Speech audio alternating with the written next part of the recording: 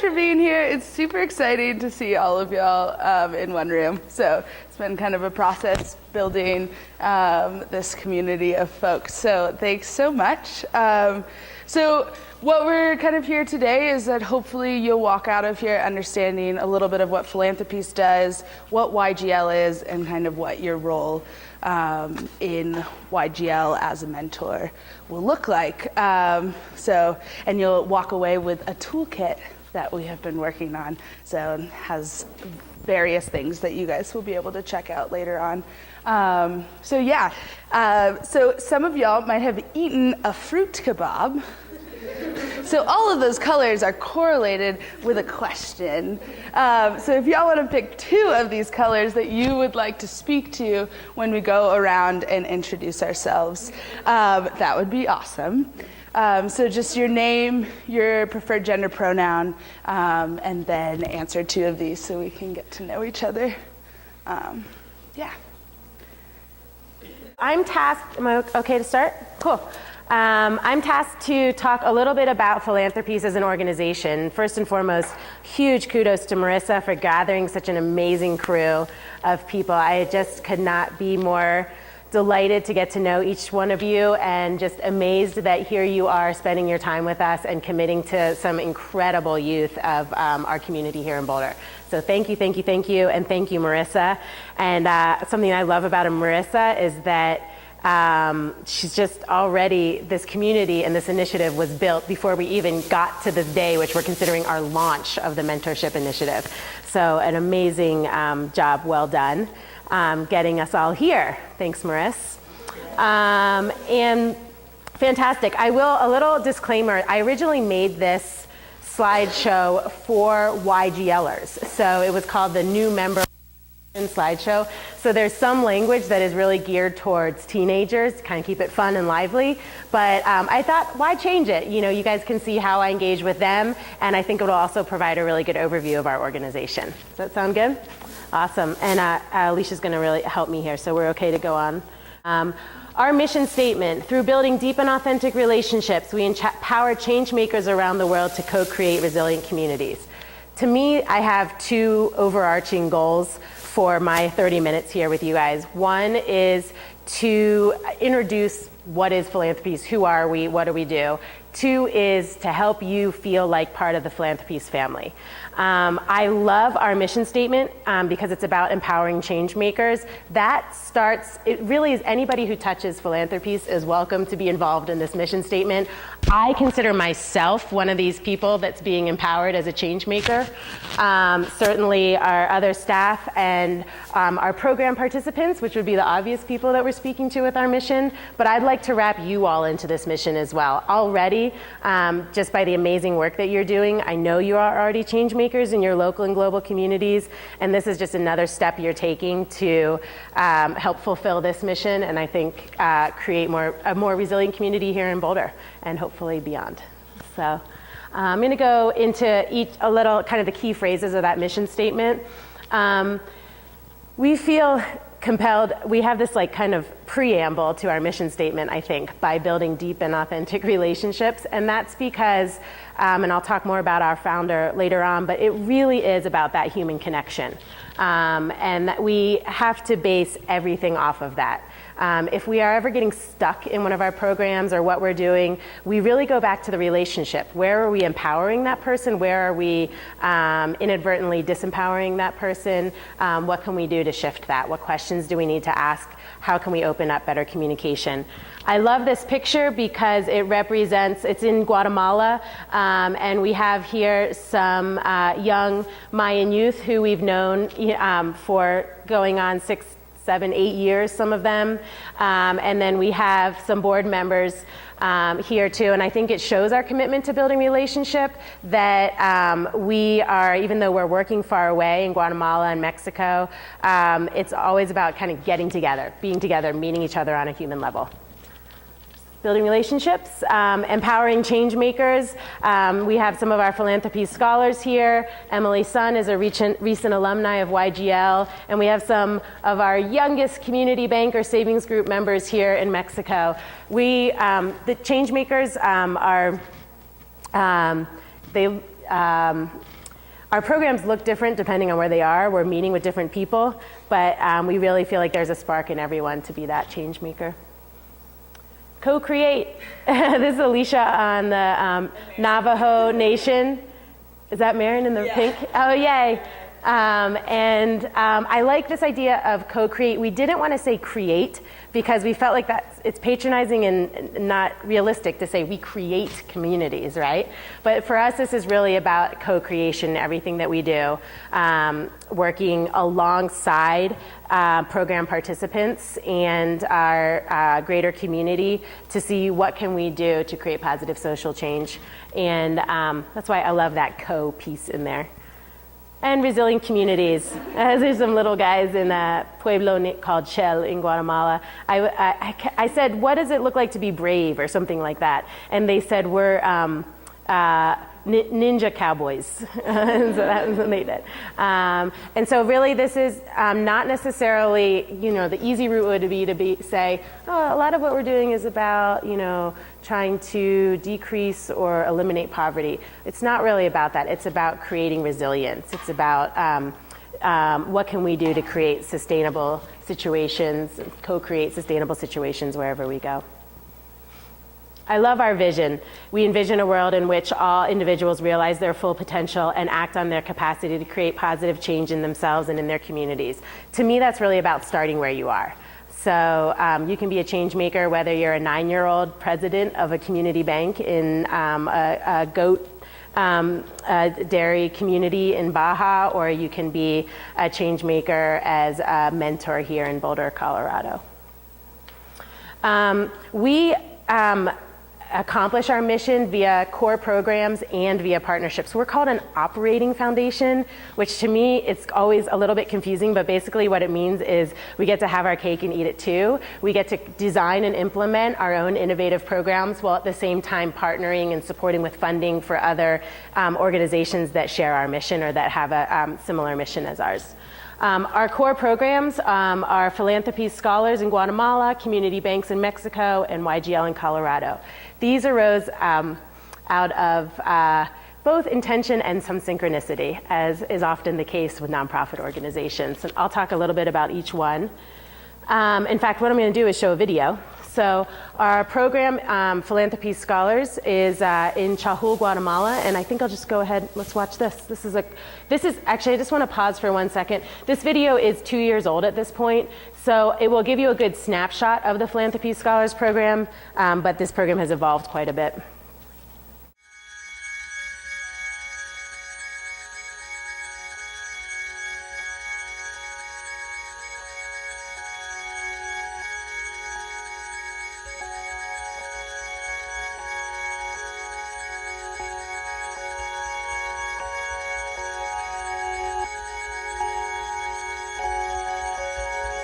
Yo creo que los estudiantes tienen un potencial bastante alto porque ellos tienen sueños y yo creo que los sueños son importantes para alcanzar lo que ellos quieren hacer.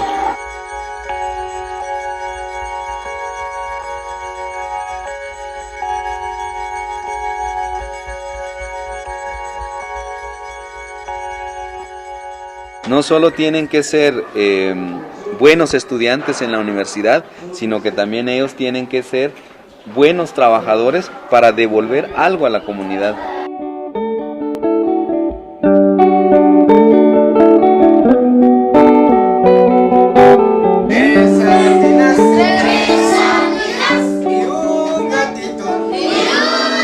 Tal vez les voy a contar un poco sobre lo que estamos con Philanthropiece.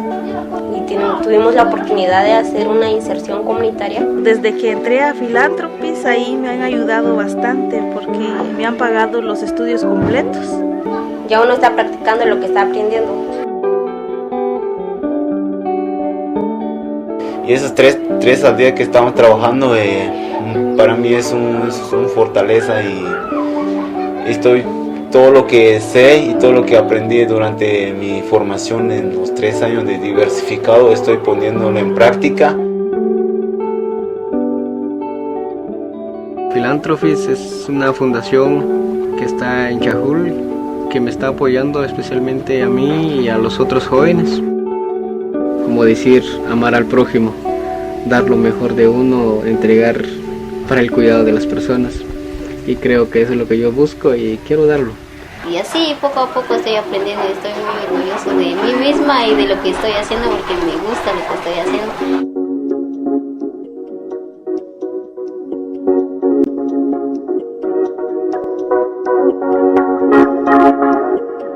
Philanthropiece me ha cambiado mi vida, sí, principalmente tanto en cómo hablar entre los grupos, cómo hablar entre líderes. Ya estoy reaccionando ahora, cómo voy a cambiar o cómo estoy cambiándome. Lo que nosotros estamos involucrando hoy es que las otras culturas pueden aprender de las otras. Lo que nosotros estamos haciendo es dar capacitación primero a las personas, después trabajarlo con ellos. Philanthropiece están presentes.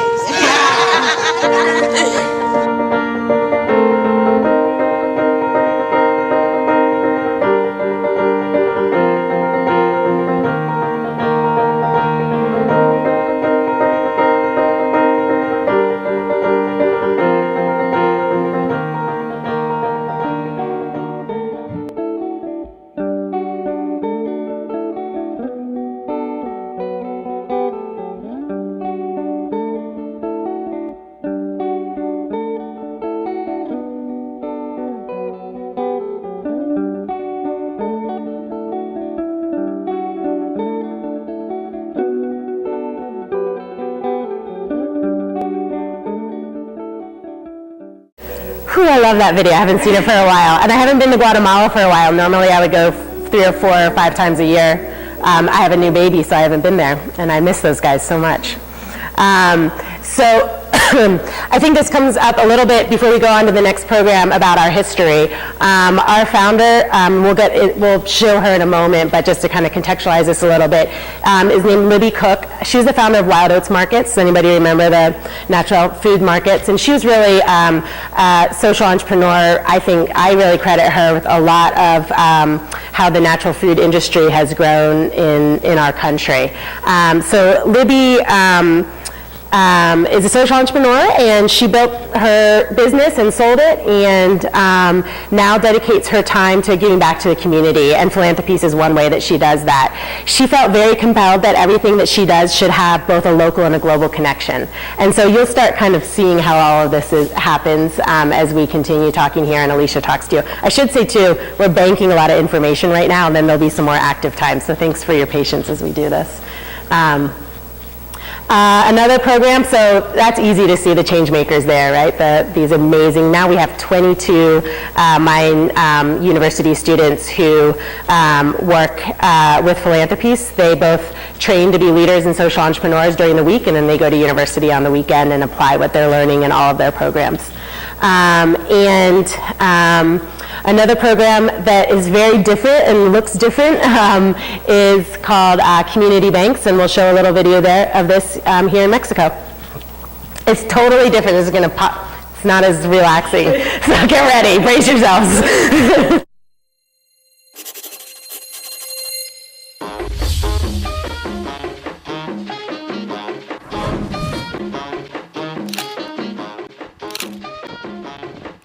Los bancos comunitarios son una forma para dar seguridad a las familias a través de los ahorros para el futuro.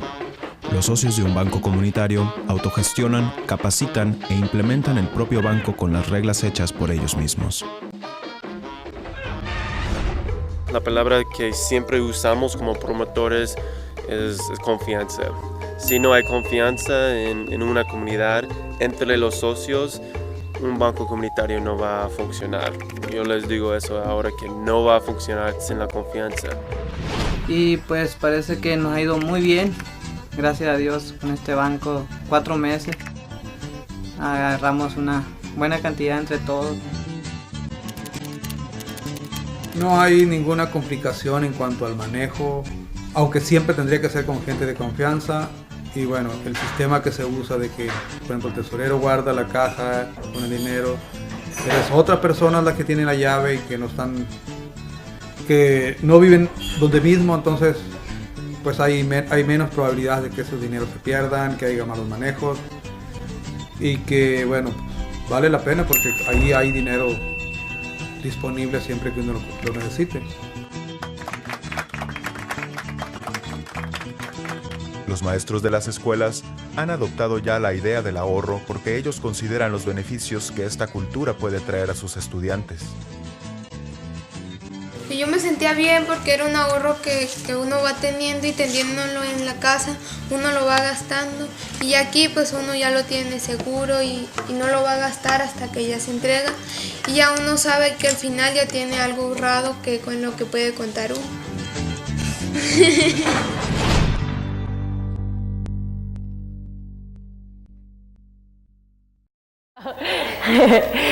We're working under the premise that, well, actually, let me start from the beginning. We started in Mexico with a partnership, a coalition of about 6 different organizations who had gotten together, organized by a Boulder resident, to support some communities in bringing some appropriate technology to the schools so they could have energy in rural schools.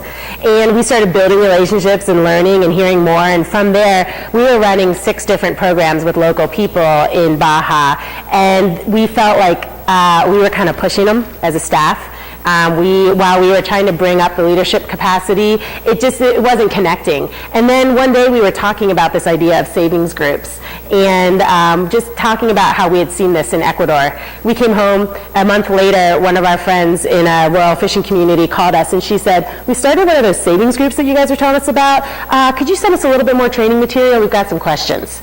And we were like, okay, this is what's going to stick. This is what's going to have ownership in these communities. This is what's most needed. A mechanism to have some financial security.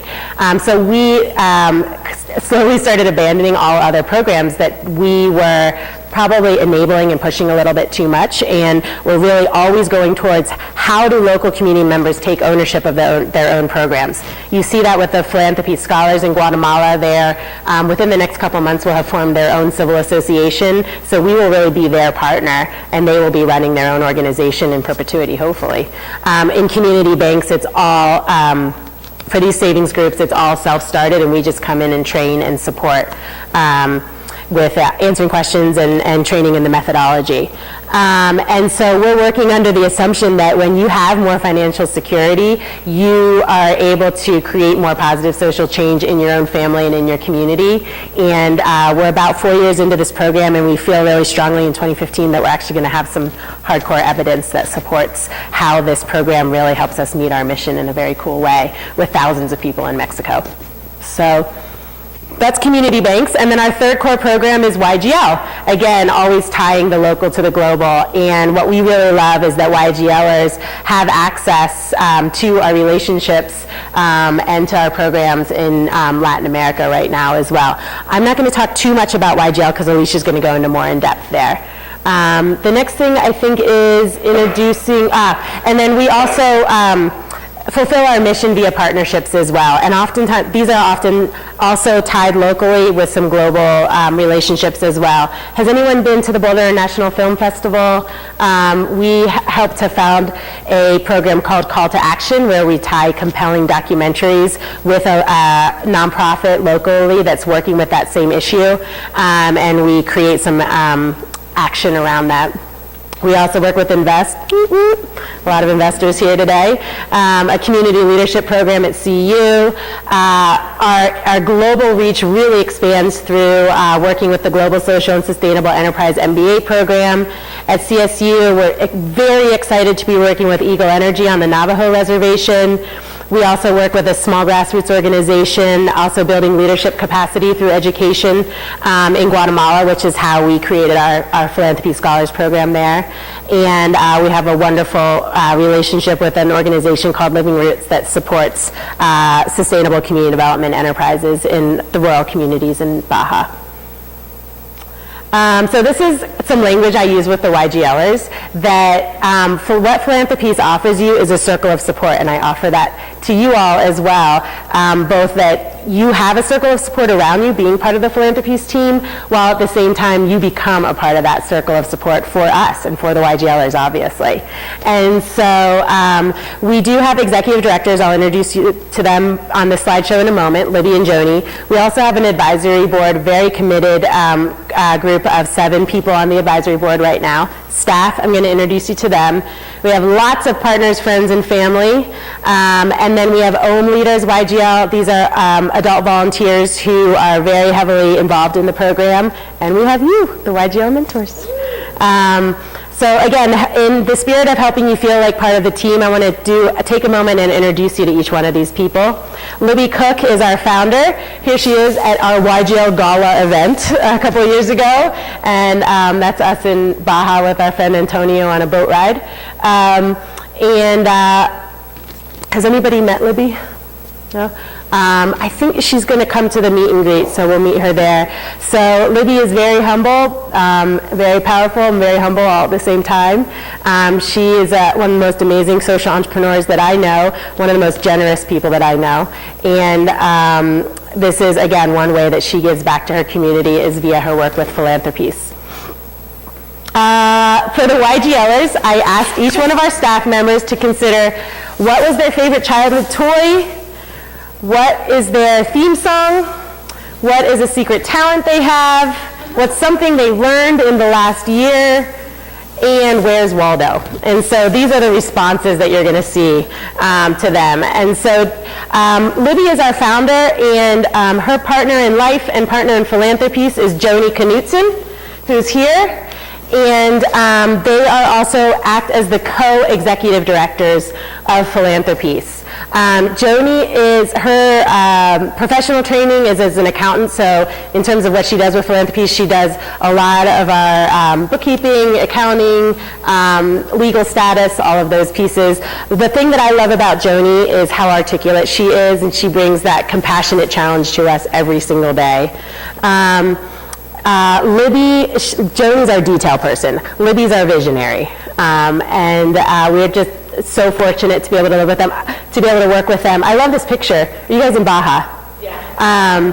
These guys are in Baja. I think it shows how tight the Philanthropiece family is. So those are our executive directors. I'm the director of programs. My role... Are you guys familiar with the rainbow loom? Those are the bracelets. I know Rachel is. We wrote these in the summer, I think, right? So they're a little, so I did not learn that last week, and now I'm a veteran rainbow loom sunburst creator. So you've seen those like plastic loops, you know? So like all the rage around Christmas time last year, and my son was in 2nd grade at the time, and he was like, nobody in 2nd grade knows how to do the sunburst pattern. It's a pattern. And I was like, we're going to do it. I'm not joking. The way you learn how do you learn how to do rainbow looms, Rach? Well, there's like, you have like a crochet looking yes. hook and you have to like hook it up and it's like a whole pattern. I can't. I'm sure that you've done this. You watch YouTube videos that 12-year-olds have made to instruct you. My teacher was Amanda. I watched Amanda's YouTube video. She has like 60,000 views, and I'm probably like 8,000 of those. I watched it so many times. But I can rock the sunburst pattern if anybody needs one. And so my role is to help our programs to evolve. Those 3 programs, I also direct the partnerships that we talked about. And so I kind of have my hands in a little bit of everything. As the director of programs, I also direct a lot of our monitoring and evaluation processes. So Jake Matlick is our associate director of programs because my job was too big. We met Jake in Guatemala. He was working in the community where we work, and he is very, very involved in the Philanthropiece Scholars Program, but also supports YGL and Community Bank. If we had time, we would watch the Rapper's Delight video.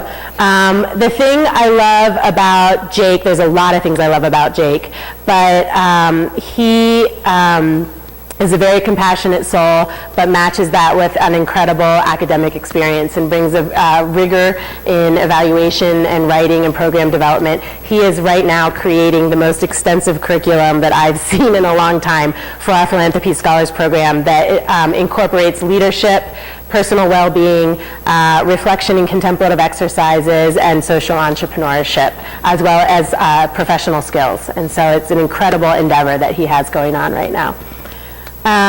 Chris Mendenhall is our office manager. You may be Resident model. Yes, she's our resident model. Lovely. She is lovely, if not more lovely inside as she is out. And she really just keeps us all in check. And so you may be in touch with her at some point in an email if she needs your bio or something like that. Jordan Bailey is our field coordinator. And the thing I love about Jordan is his sense of humanity. Our community bank program is extremely technical and difficult. We have a 150-page manual that we wrote to describe how the program goes. It's, to me, very stressful. And Jordan comes in every day, buenos dias, Kati, and with a hug and a smile and a joke and an interesting fact. And I just love him for that. And he's not only that way here, but when he gets into a community of fishermen or a community of farmers in rural Mexico, he's just instantly a best friend. He has an incredible ability to build relationship with people from all cultures. Alicia Conte wrote a small book for her responses. Very thorough.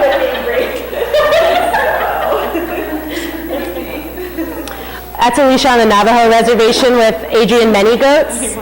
And Alicia, what do I love about Alicia? She just oozes passion and dedication. This is probably the 18th YGL event she's attended in the last 48 hours. She told me she has flex time, so she doesn't have to work on Fridays, and she told me on Thursday, I'm not going to be working on Friday. I'm going to do emails in the morning, but I'm not going to work on Friday. And I said, okay. And then I came in here today. How was your day? She's like, I met with Emily. And I was like, oh, cool, you hung out with Emily. I thought she meant Emily, our new mentor. She's like, no, Emily Robertson, one of our alumni from the YGL program who goes to school at DU. Alicia took her day off to go buy lunch for Emily Robertson, university student. But I just love that she is so charismatic and dynamic with these youth. At the same time, Alicia brings a very fine-tuned discipline to developing and coordinating the YGL program. As many of you know, because you met Alicia via work that you've done with the YGLers. We have an incredible team in Mexico and Guatemala. Ernesto Santiago is our program director in Guatemala. The thing I love about Ernesto is that against all odds, in a community of 40,000 people in Chahul where we work, where 5% of those people graduate from high school and less than 1 from university, Ernesto, not only is he one of the 10 university graduates from this community, but he also has an MBA, and he also returned to his community to do the work that he does with us in Philanthropiece. Unbelievably extraordinary human being, and we love him to death. Incredibly skillful, and the success that we're having in Chahul is largely due to his incredible vision, determination, and making it happen. We have, I didn't put a picture of our other Ernesto in there. Martha and Ernesto are our regional coordinators in Mexico. What can I say? The thing I love about them is just their dynamite working with these people and saying, I believe in you, I believe you can save, and if you save, you're going to change your life for the better. And they're incredible. Marissa.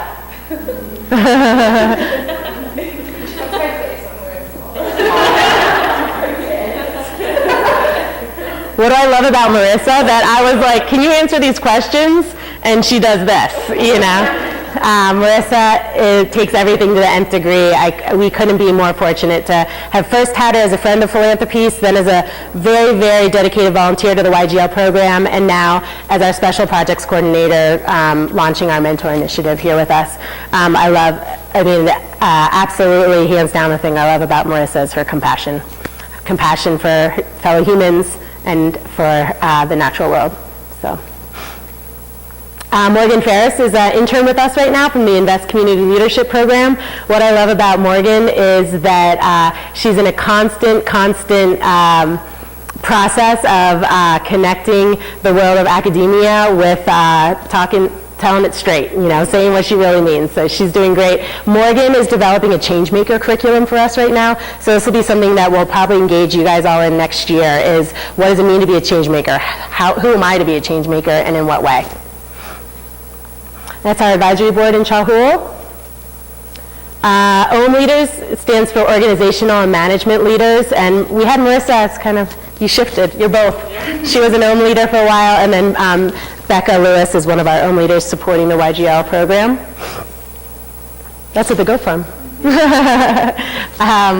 This is what we believe. We're curious and creative. We're passionate about changing lives for the better, knowing that we too will be changed in the process. For us, doing good work means that we listen to all voices, striving to hear even the quietest ones. We are humbled by the power of collaboration and root all of our relationships in honesty and integrity. We invite reflection and adaptability into all that we do, recognizing that today's solutions won't necessarily solve tomorrow's challenges. At Philanthropiece, we have fun engaging in grassroots social change, sharing meals, stories, and bus rides, and finding joy in the adventure along the way. I love this because we were trying to be kind of, a little more sophisticated when we were rebranding and changing our mission a couple of years ago. And we're like, what do we do? What do we believe? And we always come back to these three things where we believe in being passionate, doing good work, and having fun. And so I extend that to all of you and welcome you into that statement as well. Welcome to the Philanthropiece community. April. Who works here? Yeah, I know. I realize that. Staff, and then you're the assistant director of programs. I'm the director of programs. Yeah. So the assistant. So Where are we all? Great question. In this barn, I'll orient you. I have that office back there as also it's like our general meeting space. So I'm based here. Alicia and Chris are up there. They're based here. And Jake and Jordan are in the man cave over there. We keep those stinkiness over there. Sorry, that's totally. I'm not just stereotyping. They ride their bikes here every day and they're stinky. They're up there. We each travel between 3 and 5 times a year. So we're in the field it changes, but 4 to 8 weeks out of the year, and so constantly back and forth. Yeah. And then Ernesto and Martha are in Mexico in Baja California Sur, and then the other Ernesto, and we actually, we do have another position there, a program coordinator, that is sometimes filled by a local person and sometimes by a foreigner, and we're working on filling that position as well there. In Guatemala. We have 2 Ernestos. We've got Ernesto VM in Mexico and Ernesto Perez in Guatemala.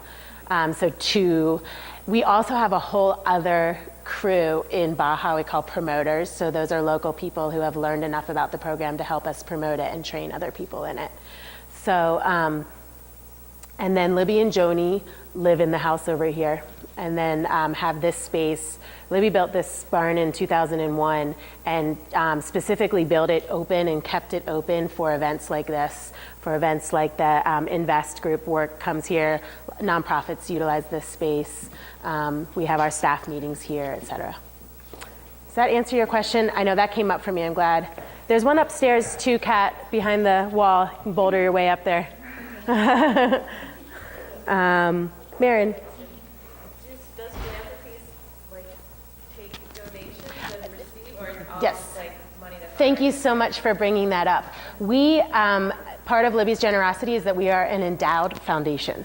And so you mostly probably know what that means, but basically there's a chunk of money that is in a bank account and we use the interest off of that to run our programs. And that covers all of our staff salaries as well as many of the costs of the program. With that said, every program has some mechanism for some financial sustainability. Philanthropy scholars more so than the other 2, but that's part of what we're teaching with social entrepreneurship is to have a vision for some economic sustainability as well.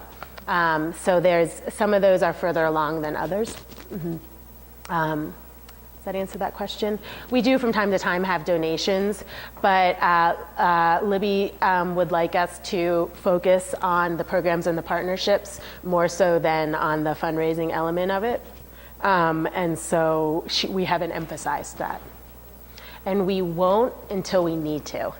And so the hope is that we stay within our means and we won't need to, but we'll see what happens.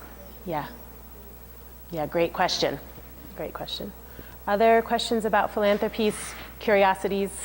It's an interesting place, and we're in an interesting phase right now as our programs have gotten a lot more solid and we're starting to deepen and really, I think, expand what we're doing. So, and you guys are a part of that.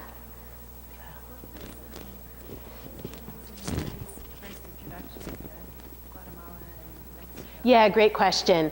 Like so many people who do the work that we do, it was a relationship that arose out of synchronicity.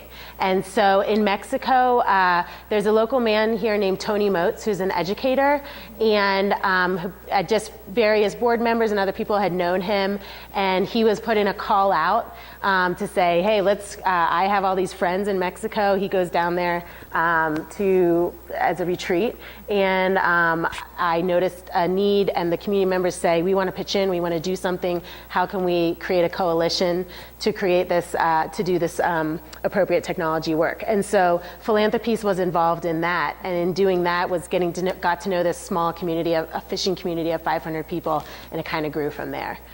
In Guatemala, I happen to know, my sister owns a business called Global Works that some of you may know. It's a service learning adventure travel program for youth.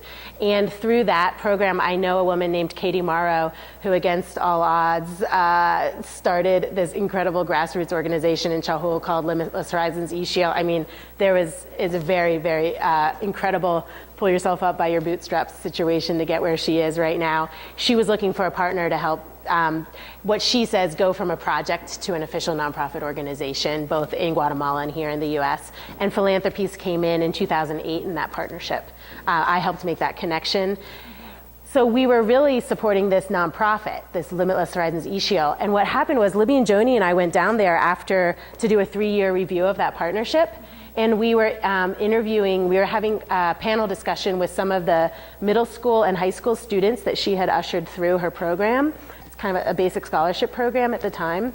And we were literally sitting there and we were like, we got to keep doing this. We got to figure something out. And when we started asking around, what could we do? Well, it was like these kids were less than 1% of people in their community that graduated from high school, but they had done it. Well, what was next? And they were like, we want to be a mayor, I want to be a doctor, I want to be a lawyer, and I want to do it in my community. And so that gave us we walked away from that meeting and Joni said, it's going to be called Philanthropy Scholars, let's do it. And so, but always with the vision that it wouldn't necessarily be our program, that we would hand it off. And so I loved seeing Camilo. He had been in the program for 2 weeks when we made this video, and he said, the thing that Philanthropiece has given me is the ability to speak in public. Well, I was G-chatting with Camilo last week and to congratulate him because he just got voted as the president of their advisory board, and he said, my goal as the president of the board this year is to officially make the Asociación Civil and make it the civil association and make it happen. And I thought, oh my God, in 2 years, Camilo went from I can speak in public and do like a literacy game with kids to I'm going to be the president of this organization that creates a new nonprofit in my community that has a self-sustaining financial mechanism to it that is going to allow for university scholarships and leadership training to take place forever in my community for hundreds more youth. I just was like, it was so cool to see him on there and to be like, I just was having this cool conversation with him and going, wow, Camilo. So so that's how we got connected. And we have explored connections and programs in many other places, always learning as we go along. We felt like things were growing really quickly and let's just settle in our 3 programs right now. It's not to say that we won't ever go work in another community or create another program, but this is where we are right now. Yeah, cool. Is that a good spot to pause? Great. Great. I am celebrating my 10th wedding anniversary as well today. So which had on the books before we had this on the books. So I'm going to go leave you all now and go celebrate with my husband in the snow. And thank you all so much from the bottom of my heart. And I can't wait to get to know all of you and hear about your journey as mentors. So thank you. Brand new, and it's actually still being edited, but I really wanted to use it as a tool because I think it really captures the spirit of YGL. So the audio kind of shoots up at certain points, but just bear with us. Are we ready? Yeah, I think so.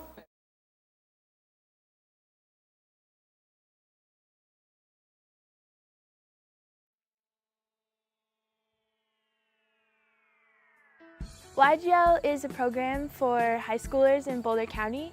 Our slogan is Service, Passion, and Community. You can pursue your individual passion while making a local, global, however big you want, impact. So much of it is building relationships with people and exploring new ideas and kind of really going out into the community. And I'm really passionate about volunteer work. So working with other girls who are my age that are also passionate about the same things and all of these amazing opportunities. We encourage them to use and find their own voice, and we support them throughout that whole process.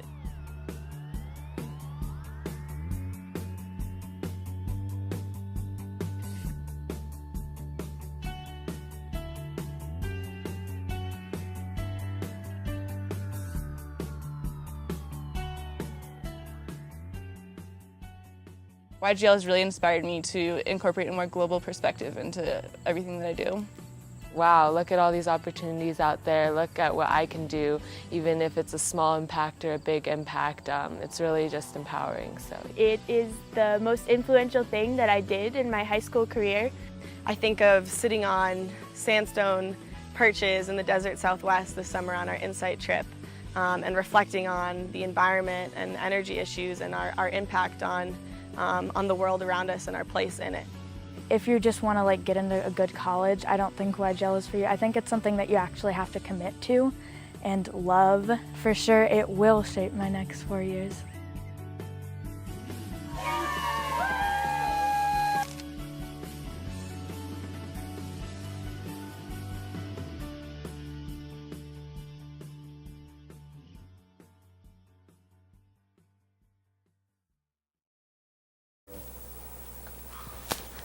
So some of you might have recognized yourself in that video, actually. Cool. So YGL, I am going to do my best to condense a lot of information in a clear and concise way. But I would love for you, I know we have this parking lot for questions, but if things do pop up throughout this presentation, just raise your hand and we can address them as we go, because this is really, really important information for you guys as YGL mentors. But once again, welcome. This is incredibly exciting. I have been with the Philanthropiece Foundation for a few years now, and I remember the first time we started talking about launching a mentorship initiative. It was born out of a lot of different needs and ideas, and I remember having meetings with YGLers, and this really coming out of those meetings and out of their experiences. This is just another way of going deeper and of really empowering youth in our local community. So thank you so much for being here. It's really exciting. So Youth Global Leadership, what is YGL? So I'm going to start with kind of the origin story. So how YGL started, and Katie touched on this, in the spirit of a lot of our programs born out of a locally identified need. So we gathered about 18 youth from Boulder County in January of 2010, because we had been hearing from advisory board members who were teachers that have a lot of experience working with youth here that, Boulder County has a lot of youth programs. It's really special in that way. But there's still a gap, there's still a need. There's not really this holistic program that's working with youth to just empower them to use their voice, and then also including them in that process and having it be really youth-driven program and a very holistic program that focuses on all of their passions and encompassing a lot of different issues, social and environmental justice issues, and building leadership skills, not just specifically oriented towards the environment or towards other sorts of themes. So that's what I think we're really proud of, and that's where YGL came from. So we gathered, as a lot of things start in Philanthropiece, in the barn, 18 youth, and we asked them questions like, who's a leader you admire? And what makes you feel valued, and what are the things that you value? And out of that first retreat, this predates me, but a couple of the founding members in that video were part of that retreat, and they actually developed this program. And I always come back to that, and I think it's really, really special in that way. It truly is a youth-designed and a youth-driven program, and I don't know many youth programs out there like that. So that's really cool. So this is the mission that they came up with, and we're actually kind of in the process of reworking this because we don't know that we don't really feel like it totally captures the program, but I want to share it with you because I think it's really special because it was created by that founding cohort. So the Philanthropiece Youth Global Leadership Program addresses issues both locally and globally through direct change in communities worldwide. We work to inspire and develop a new generation of leaders with the goal of fostering relationships and involving the world's youth in change. Our emphasis is on cultural exchange, sustainability, service, and education. So a lot of things happening in that mission statement, but what I want to pull out is that idea of fostering relationships, building community. That's a huge part of what we do in YGL, and I think that's a really enormous thing that we provide, and this is what we're doing right now, is building community here and then bringing those YGLers into that community. What I hear over and over from the YGLers, whether it's like them articulating that or in stories that they're sharing, that sense of community is it's very much absent from the high school experience. And so I think that's a really special thing that we provide, and in a really meaningful way, a place for them to come together, to interact with folks that are in different grades and different ages, and to build community in meaningful ways around issues that they really care about. And then involving the world's youth in change. And I really do think that's kind of this big, like, grandiose thing, local and global, but the YGLers not necessarily are always acting globally in the sense that they're traveling globally, but we hope that by cultivating certain leadership skills and a leadership kind of this consciousness, that we're preparing them to be global citizens and to think in a really global way. So that's really important. Great. I'm gonna keep going. Awesome. So the youth-adult partnership. Has anyone heard this term before? It was not something I really was familiar with before working with YGL.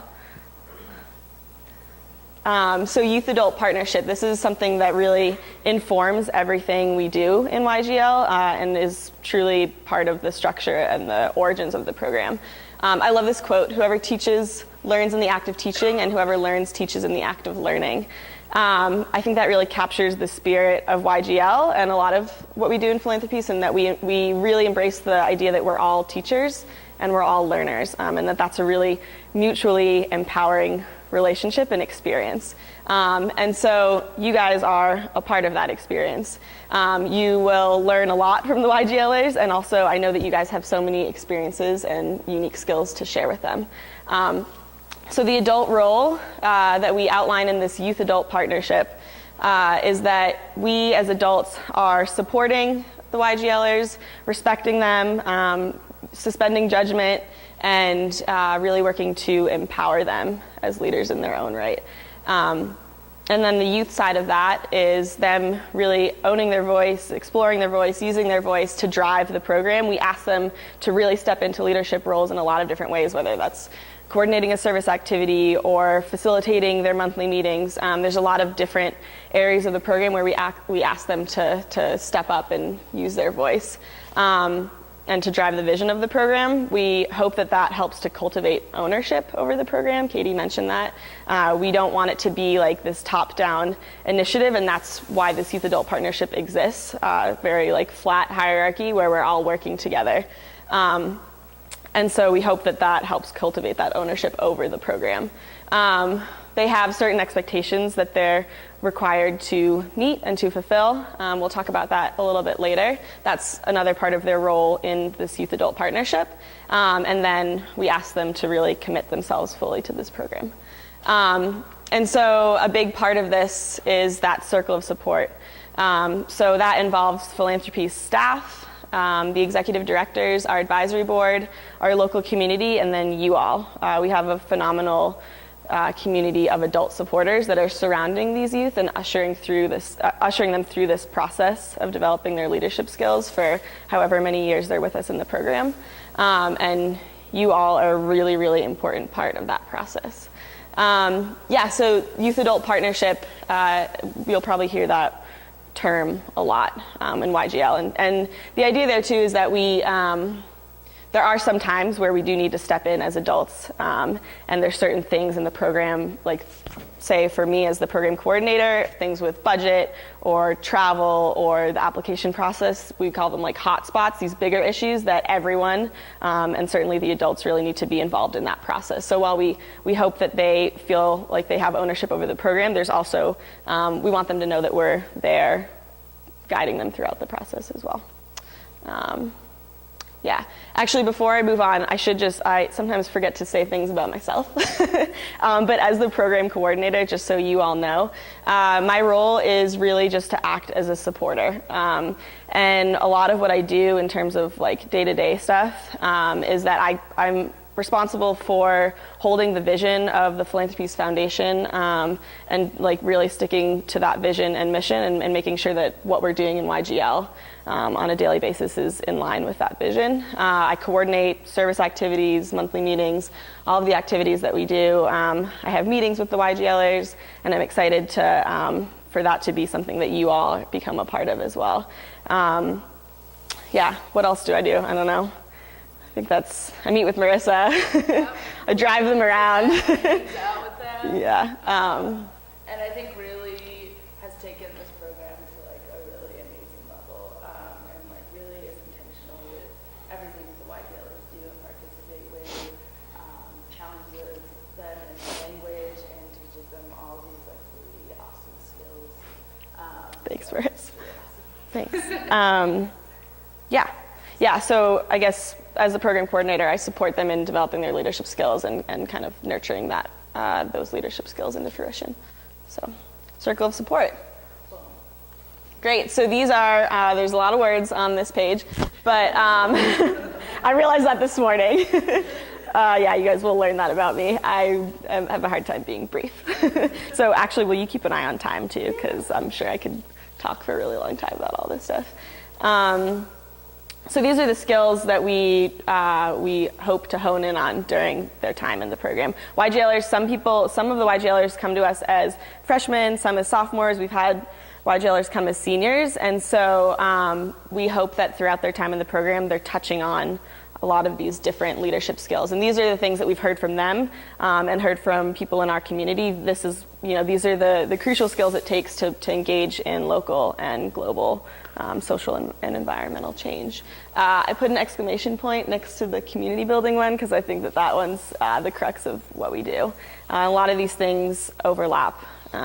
So critical thinking, effective communication, deep listening, financial literacy, foreign language, cultural competence, all of these things we hope that they'll gain throughout their tenure in the program. And we accomplish that through a lot of our activities, through workshops, local service activities, our meetings, and some of you might have, I know Marion has led workshops for the YGLers, so some people have experience with what that means, but I'll talk more about the kind of what those activities entail in a second. I love this quote from Hannah Davenroy. YGL is what I live and breathe. It has been the single most influential factor in the person I've become throughout high school. My eyes have been open to the world around me, and my passion for service has been sparked by the opportunities YGL has offered. I think she just says it very poignantly. And I hope that you all were able to meet the YGLers a little bit in that video, and I'm so excited for you to meet them in person if you haven't done so already this upcoming week. So introduction to the three spokes. So we like to say that there are three structural components that make up the wheel of YGL that keep the program going and rolling smoothly. So these are local service learning, social entrepreneurship, and core projects.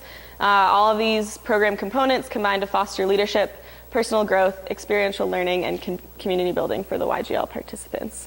And you'll see, I'm going to try and define them clearly for you guys, but a lot of times they overlap and are part of one another. So 3 spokes of YGL. Marissa made this beautiful watercolor, which replaced a really horrible thing that I made, trying to draw a wheel. So thank you, Marissa. Right, so service learning, social entrepreneurship, and core projects. What are these things?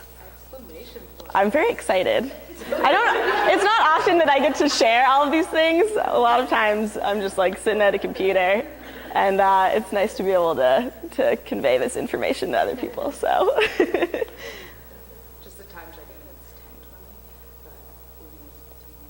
Cool, great.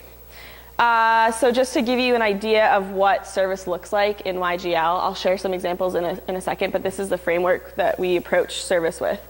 This is really important.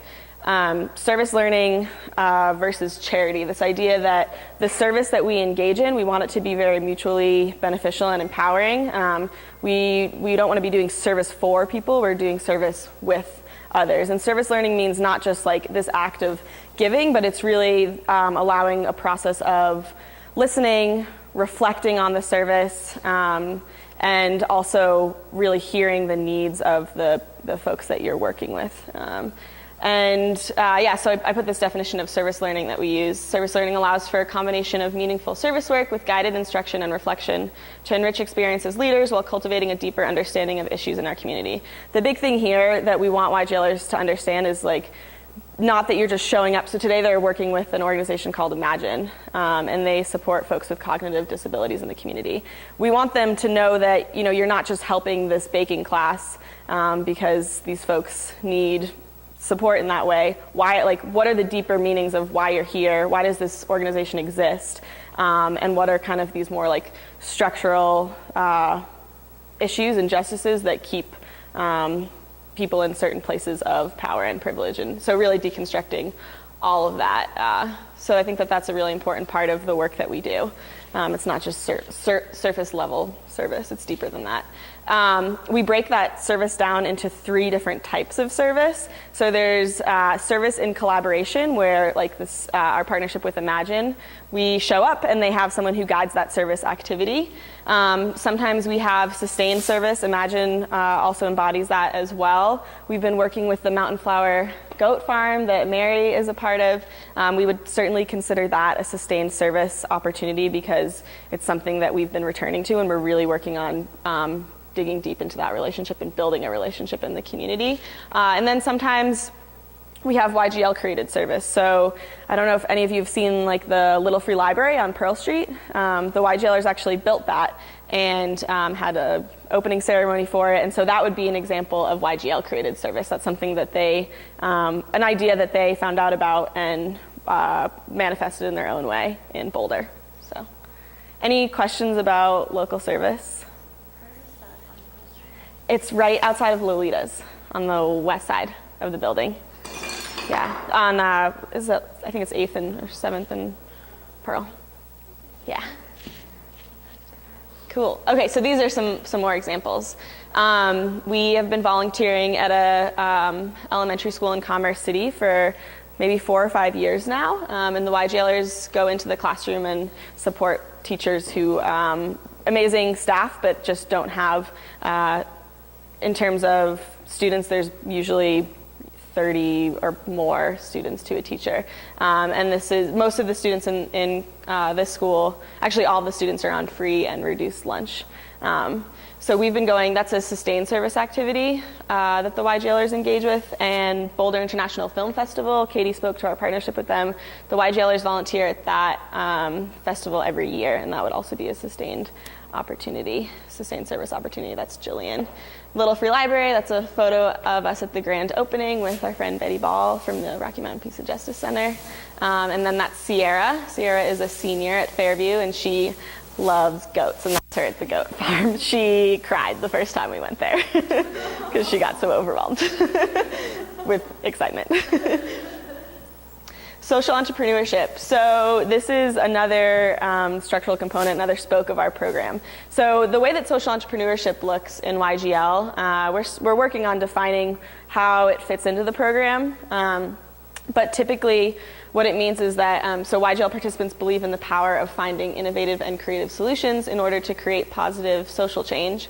We meet with social entrepreneurs from around the world to listen to their stories and to build the skills needed to create and operate a successful social venture. So in the past, we have attempted to implement certain social ventures in order to support the community and also build funds for ourselves.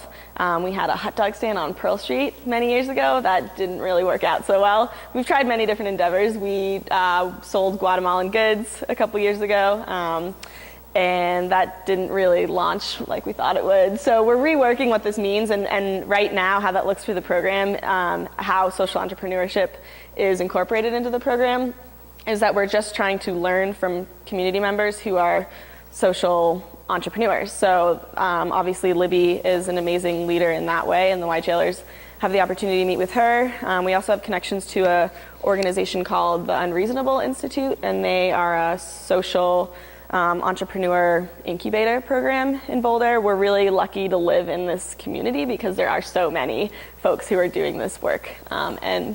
So typically what this spoke looks like is more of that learning component and workshops and workshopping ideas and meeting with local leaders. And then there's some slides with some examples.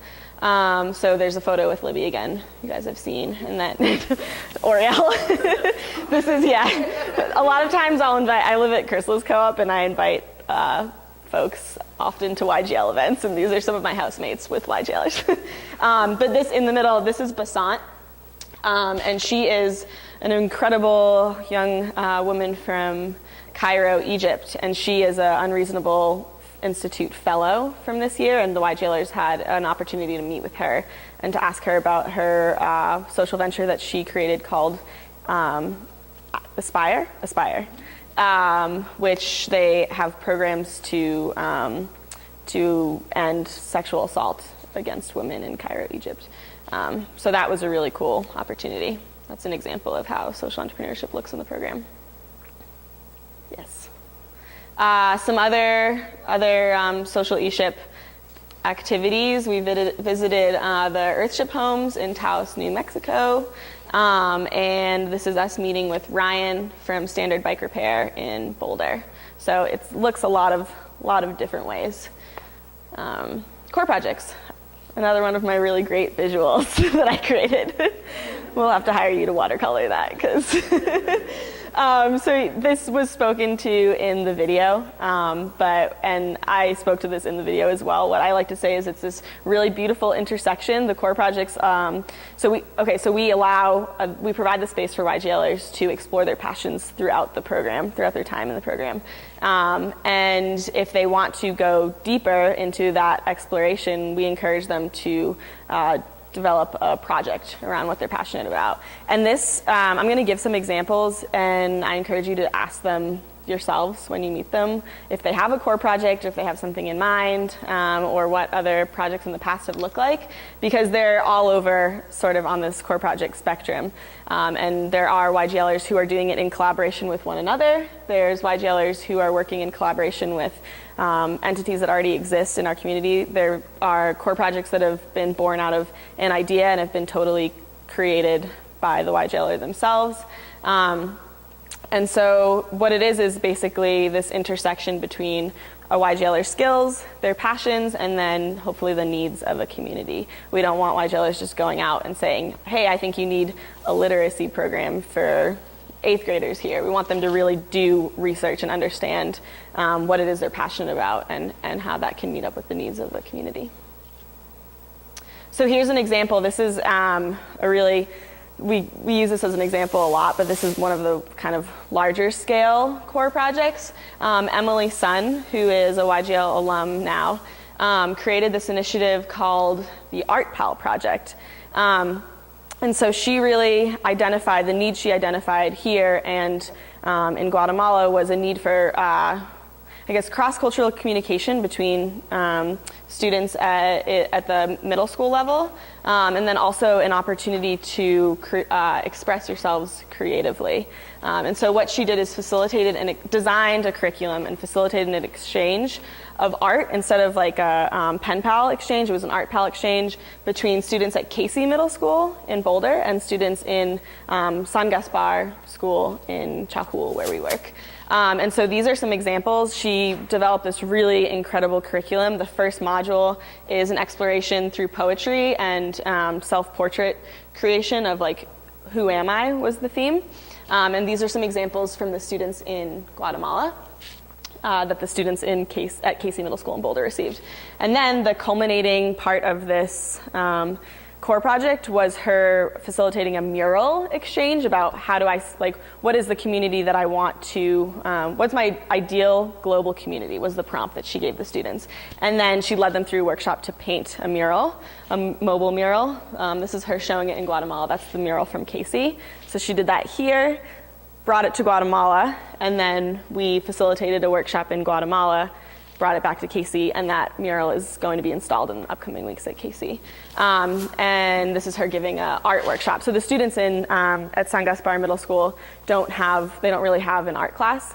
So she provided them with an opportunity to explore their creative expression and actually do art together, make art. So that's one example of a core project. And something that's really important here is this is the first project we've had sustained. YGL is a young program, but it's pretty incredible that she was able to pass on this project to fellow YGLers as she graduated this summer.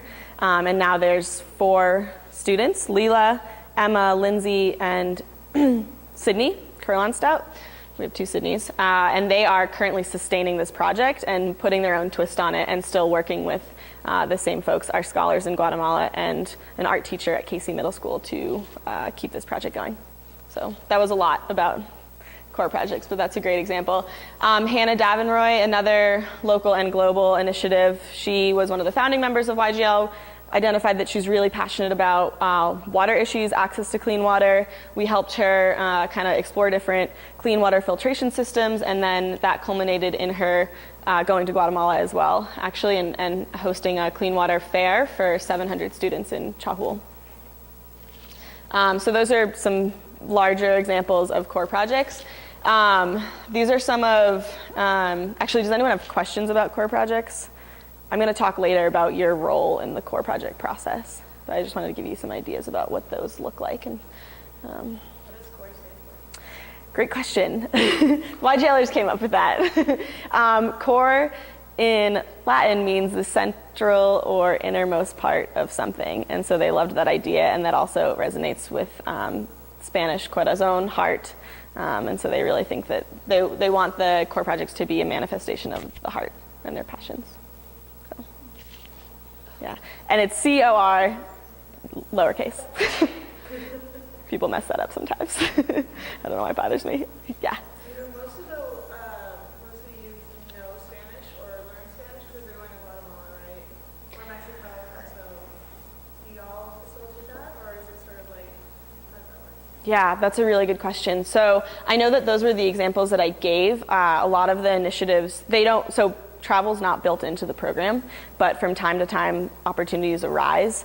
So with those core projects, the YGLers were empowered so Hannah, for example, created a description. She made a proposal to our advisory board for funding because so YGLers have access to their own budget for core projects, and then if they're working on a project that furthers the mission of Philanthropiece and is in a community where we're already working, they can apply and ask for financial support from Philanthropiece. And so she was able to travel. YGLers don't always travel. Not every YGLer is going to get to go to Guatemala or Mexico. A lot of the core projects happen right here in Boulder and stay in Boulder. So some of them know Spanish, but it's not a requirement in the program.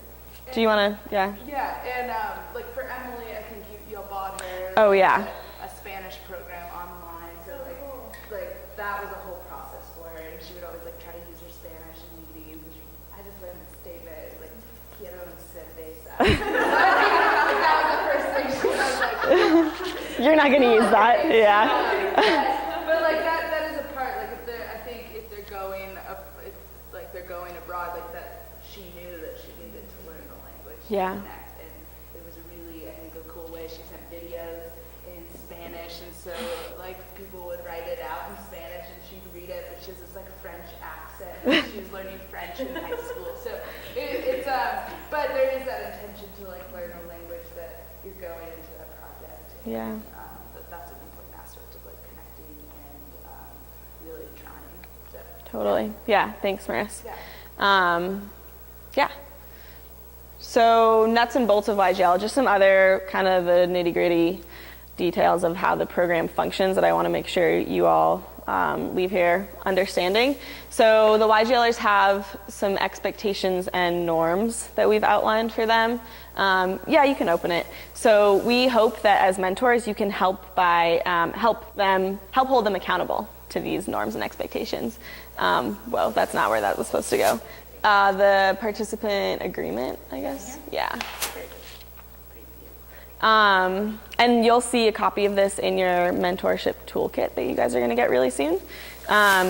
But so we asked them to meet these expectations. So there are some clearly defined expectations of coming to meetings and events, and responding to emails, keeping up with communication. And then they have these norms that they've created that look similar to the norms we created for today. And then if someone is not meeting these norms and expectations, usually what happens is it'll get brought to the group, or I'll talk to the person individually, it'll get brought to the group, and then we move forward as needed from there.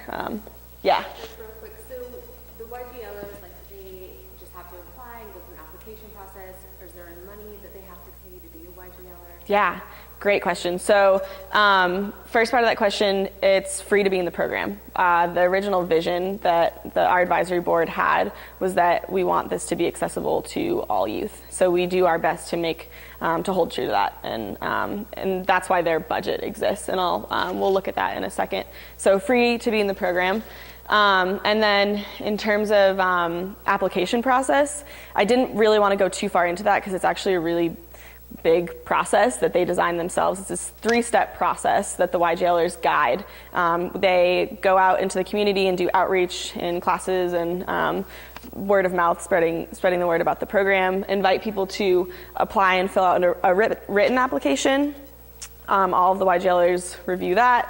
Thumbs up, thumbs down. The second part of that is an individual coffee shop meeting with the applicant, where 2 YGLers sit down with them and answer any questions they might have. And then we invite the applicant to come do a YGL activity so that everyone can meet them. And then we bring it to a group discussion and decide using the consensus model, yes or no. So it's a very participatory, collaborative process that it takes a lot of time as well. But that's what our application process looks like. Yeah. So we have a spring push, or that's how it looked last year. We're currently revising that process because we don't necessarily need to do that this upcoming year because we have 14 students and our maximum capacity right now we're saying is about 16, 17. We probably had 15 applicants and admitted 4 this year. So, yeah. Really quickly, compañero, now that we have a male in the program. The pairs, basically what that is, and Marissa, you could maybe speak to this as well. We pair YGLers together throughout their time in the program so that they have someone who they can check in with and know is there to support them throughout their time in the program. It's just kind of a way for people not to get lost in the group and to have someone, especially when they're new applicants, we pair them with older applicants that can help answer questions. And then the budget, really quickly, just so you all have an idea of what that looks like. This is our program budget for 2014. So a little over $11,000. This doesn't include staff time. It's actually around $50,000 or $60,000 to run this program, including staff time, me and all of the other Philanthropiece staff. But this is kind of how we separate the different spokes and the money that they're allotted. So you see core project is significantly higher because we anticipate that certain folks will travel or need more money to implement projects. Money for retreats meetings, and that's really how we try and support that accessibility component, supporting with transportation, money, gas costs, all those sorts of things. If we need to meet in a public space, giving them money for, we buy their coffee or food or whatnot. So, any questions about the budget? I wanted to share this with you so that we're really transparent. You guys know what it looks like to operate this program. So I think that's really important in understanding all of our programs, but then also because we empower the YGLers to engage with this. I don't know that they would be able to tell you that this is what our budget looks like, but we hope that at the end of the year, we ask them for feedback. Katie and I will drop a proposal for the budget for the upcoming fiscal year and ask them what they think about it, really trying to include them in that process and provide them with an opportunity to learn about how setting a budget goes and what that looks like in nonprofits. So, yeah. So those are some of the kind of the nuts and bolts of YGL. And that's it. Welcome and thank you guys. Yeah, I'm really, really excited to launch this program together and to learn from all of you. So thank you for being here. Yeah. This is in your handbook as well as was on the information sheet that y'all all received. But I kind of want to just go in and really kind of emphasize and go a little bit deeper into the definition that we've kind of co-created with Alicia, Katie, and kind of with y'all's support as well. And so what we kind of defined collectively is a mentor. Is an experienced and trusted advisor, and just to go into the experienced, I also, it doesn't mean that you're an expert at being something. Like, just by being who you are a mentor to so many people, and just because you might not be a teacher doesn't mean that you don't teach people things. So I just really want to make sure, because I think sometimes we were worried that people would be really intimidated by like putting themselves into like a mentorship role. When it's like really hard to identify yourself as a mentor, or at least I find it, I'm like, well, I just happen to talk to a lot of people, but but I don't necessarily fully identify with that word all the time, but that just being human, you tend to mentor someone. And so to teach by way of just being oneself, so that's kind of breaking down that experience. I feel like that was from maybe you said that in your, that just phrase right there. I think you read it in your application. To create safe space for listening and individual expression. I think being a mentor, at least for YGLers, is that it's they're at this like dream phase in their life, and they're like really enthusiastic and like coming up with all these ideas and really holding a space for that, and like this container that holds all of their like chaos, and they're going all over the place, and just being like really, really supportive, because what some of them experience is that they're being told no, like you just go with like, just do that because that's going to be easier. And so also just being like really aware of the language you use and kind of the personality around supporting their ideas and how they hold themselves, because they're learning, and so I think that comes with like being patient and understanding that they're really in this like really cool developmental phase in their lives, and so you're able to really empower that, and so I think that really speaks to the role of empowerment in mentorship. And so, as we said, and there was that huge list before this, but an advocate, support, role model, advisor, coach, guide, motivator, facilitator, all synonymous for mentor, and I think can like play, you can throw those words in depending on how you're working with your YGL. And then what we kind of really want to emphasize on your role as a YGL mentor is that it's not really intended for you to be cool or seen as like their best friend, that you are a friend and a companion, but that you're also going to challenge them, and they're not going to always, they might not always like you, because you're going to make them uncomfortable in certain things, and they're going to grow from that. And so, as an example, sometimes when I'm working with co-leaders with youth, I've guided canoe trips with kids, is that there's, depending on where someone is at, is that they want to make sure that everyone that likes them. And so then that means that you can never really call them out on certain things, on like being nice and there's not as much of that need, I feel, in YGL specifically, because there's not as much, I think, social drama, but I think that's where like a lot of conflict comes in, at least for me, as well as like being a mentor and seeing other mentors on what that looks like.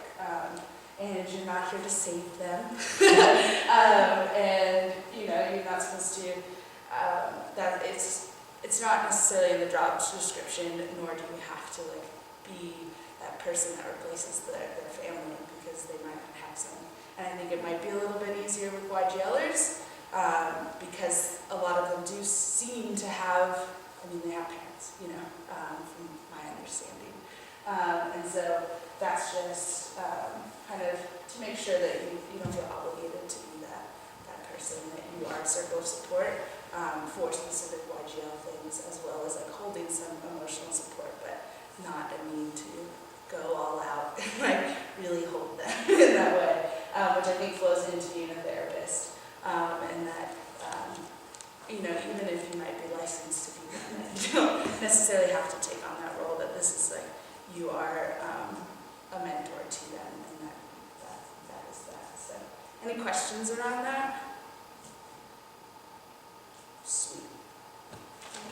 Yeah, and I think just as things do come up, certainly there might not be questions. There might not be questions now, specifically around this, but I think as we gain experience and this program evolves and develops, we want to hear from you on how this is going, things that come up, things that are challenging you, what's going well, and if at any time anything comes up as a big question or red flag of like, hey, I don't really know how to deal with this, let us know and we'll figure that out together. So yeah, nice. Yeah. I think that's it for me. Cool. Yeah. Okay. Do you have a slideshow? Yeah. I have. So I'm just gonna speak to so Marissa talked about mentorship in more general terms, and as you all know, YGL is a unique program. Should I just take this? Do you want to stand like this? So hold on. Okay, so I know that a lot of you have experience as mentors already, whether that be from having a mentor in your own life or being part of a mentorship initiative or starting a mentorship initiative of your own. I can't wait to hear from you all about your input on how this program can evolve and be the most robust, rich experience that it possibly can be. But these are just some things that we've outlined for you all to know about your participation as mentors in this program. So these are more of the specific guidelines for mentorship as it relates to this unique Youth Global Leadership program. So these are just revisiting some of the mentorship initiative goals and objectives, and then I'm going to talk about more specifically what your roles will look like, what you can expect them to look like in regards to all these points. So as Marissa said, YGLers have big dreams and a lot of energy. Adults, you all of us provide a circle of support around them to accompany them in accomplishing the goals they set for themselves. Mentors become a part of the circle of support that will guide YGLers in meeting their full potential, and specifically, these are our goals for the mentorship initiative. So the first one being to match each YGL participant with a dynamic mentor who will challenge, encourage, and empower them to follow their passions and to create meaningful change in the world. The second objective for the program, goal, is to develop a professional relationship where the mentor supports his or her YGLer to fully experience the three spokes of the program: service learning, social entrepreneurship, and core projects. I'll talk more about that in a second.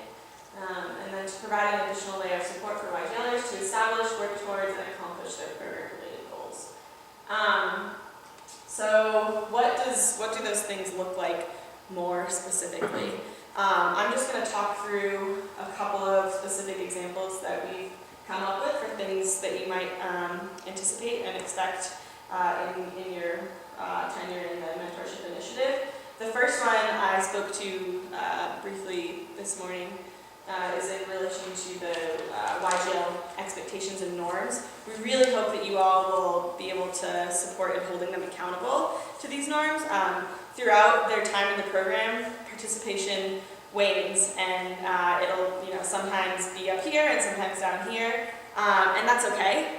We expect that that will happen, and it's certainly an organic part of being in a program. It's, for some of them, 4 years. That's certainly going to happen. But we would love for you to check in with them. How's it going? How was the monthly meeting this month? What was the service activity? How are you feeling about the program? Things like that. Like, we would love for you all to act as a support in checking in. That is a huge help to me.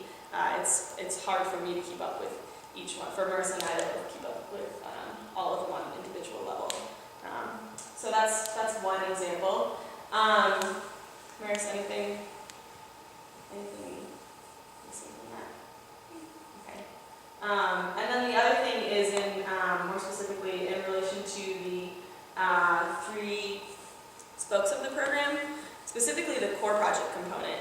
We really envision that the mentors, that you all are going to really usher them through this core project process if they decide to engage with the core project throughout their time in the program.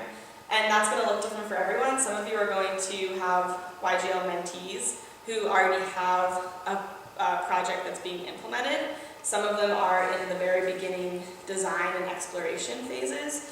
So when you meet them, check in with them, ask them what they're dreaming about, what they're passionate about, what they're currently working on, and that'll look different for each one of you and each one of your mentees. But really exciting, this is my favorite part of my job, is accompanying them through that process. I learn so much. And I know that you all have a lot of skills and expertise and connections to our community that will really serve them throughout that process. I would love for you all to open, there's a program resources section of this toolkit. And I would love for you to open it to the core project guidelines. This is a tool that I developed to support them guide them through the core project process. We welcome feedback for how that goes with you all, but definitely use this as a reference. It's a really great outline of how we break down project development into what is a core project, and then we have the 4 phases of exploration, design, implementation, and sustainability. And this is something that they have, and so this is something you can kind of refer to. That's kind of the guideline that they're using, and so you are provided with those tools, same tools that they have. And then additionally, we will probably talk more about this at the meet and greet, but specifically, you all are entering into this circle of support, so there's going to be a team of people surrounding YGLers in the core project process, and you are all part of that team. When they do start to move more into the design and implementation phase, we ask that you all are just in communication with me as a program coordinator, keeping me up to speed on what that looks like, so we can make sure we're providing them with all the resources that they need. Does anyone have questions about that? A lot of this is kind of amorphous sounding and abstract sounding because we're figuring it out as we go.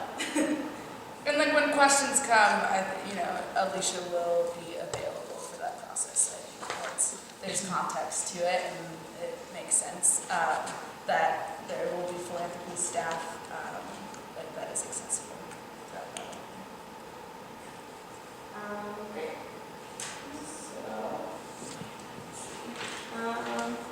Other specific things in relation to your role as mentors, basically we ask that you help them set programmatic related personal goals. We're going to talk more about that next week as well, and there's some guidelines in this toolkit that will help act as resources. We hope that you all as well use your creativity and run with those ideas about how to set those goals, but the big overarching theme as mentors is to really give them individualized support that they wouldn't otherwise have in the program to set and work towards, hopefully accomplish personal goals related to the program.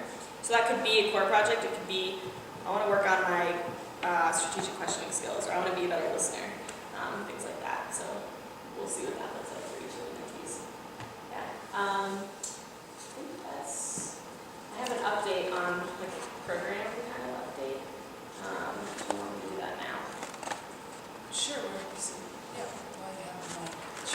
Okay, so I just want to give you guys a little update on program happenings in the next couple weeks and months so that you know where YGLers are at like right now. So a couple things going on that we'd love for you to help support with and check in on.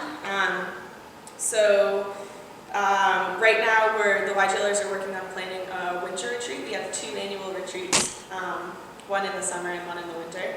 We're having one at the end of January up in Winter Park, and we asked that the YGLers really help plan that whole retreat, and they formed committees like a food committee and a budget committee and an itinerary committee. So ask them about that, see if they need support in their role in planning that retreat. So that's one thing that's going on upcoming. They're currently working on a stuffed animal drive as one of their November service activities. So they're gathering 500 stuffed animals for Alsop Elementary School, which I spoke to earlier, to give to the students over the holidays. So they're working on collecting those right now. Another service project, they're working with Imagine today, and then in December, their December local service activity is working with an organization called Share a Gift, and that is taking place on December 20th. And so right now we really want you all to just engage in the getting to know them and relationship building, but from time to time we will ask you to support and come to activities and events and use your skills in that way. Some other things that are happening, we ask that YGLers coordinate the local service activities. So some of you might have mentees who are in charge of coordinating. We do it on a quarterly basis. So some of the mentees might be in charge of coordinating the service for this quarter. So check in with them on that. That's a big leadership skill building component of the program. And in the toolkit is also kind of like the core project guidelines is a local service guidelines, and then y'all can look at what that process looks like. It should be right after the core project, and so that's also something you can help them on what they need to do, make sure that they sent out that email at the end saying thank you and how they did and all of that. So, 2 other upcoming events. In December, we're all going to a community event called Ignite Boulder, and we would love for you all to join if you're not already going. It's going to be on December 11th, and it's at the Boulder Theater, and it's kind of like a TEDx style community-centered event where people have a slideshow and talk about different inspiring ideas. Yeah. Will you send an email with all of these All of things? this, yes, totally. Okay, definitely. Yeah, sorry, I know it's a lot of things. But I want to prepare you guys for when you're interacting with your mentee on Thursday as well, just so you're caught up to speed on what they're working on. But I will send it. Thank you. Send all of you on it. So the next upcoming activity, the other one I want to speak to is this, is happening in February this year. End of February. They changed the dates. I think it's one of the last weekends in February. I'll send the exact dates. Would love for you to attend some films or support by serving at the Boulder International Film Festival, and the YGLers volunteered that every year. So just to give you an idea of the next couple months. Any questions?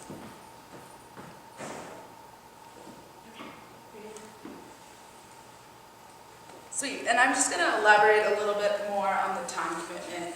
So y'all have committed to 5 to 8 hours a month with your YGLers.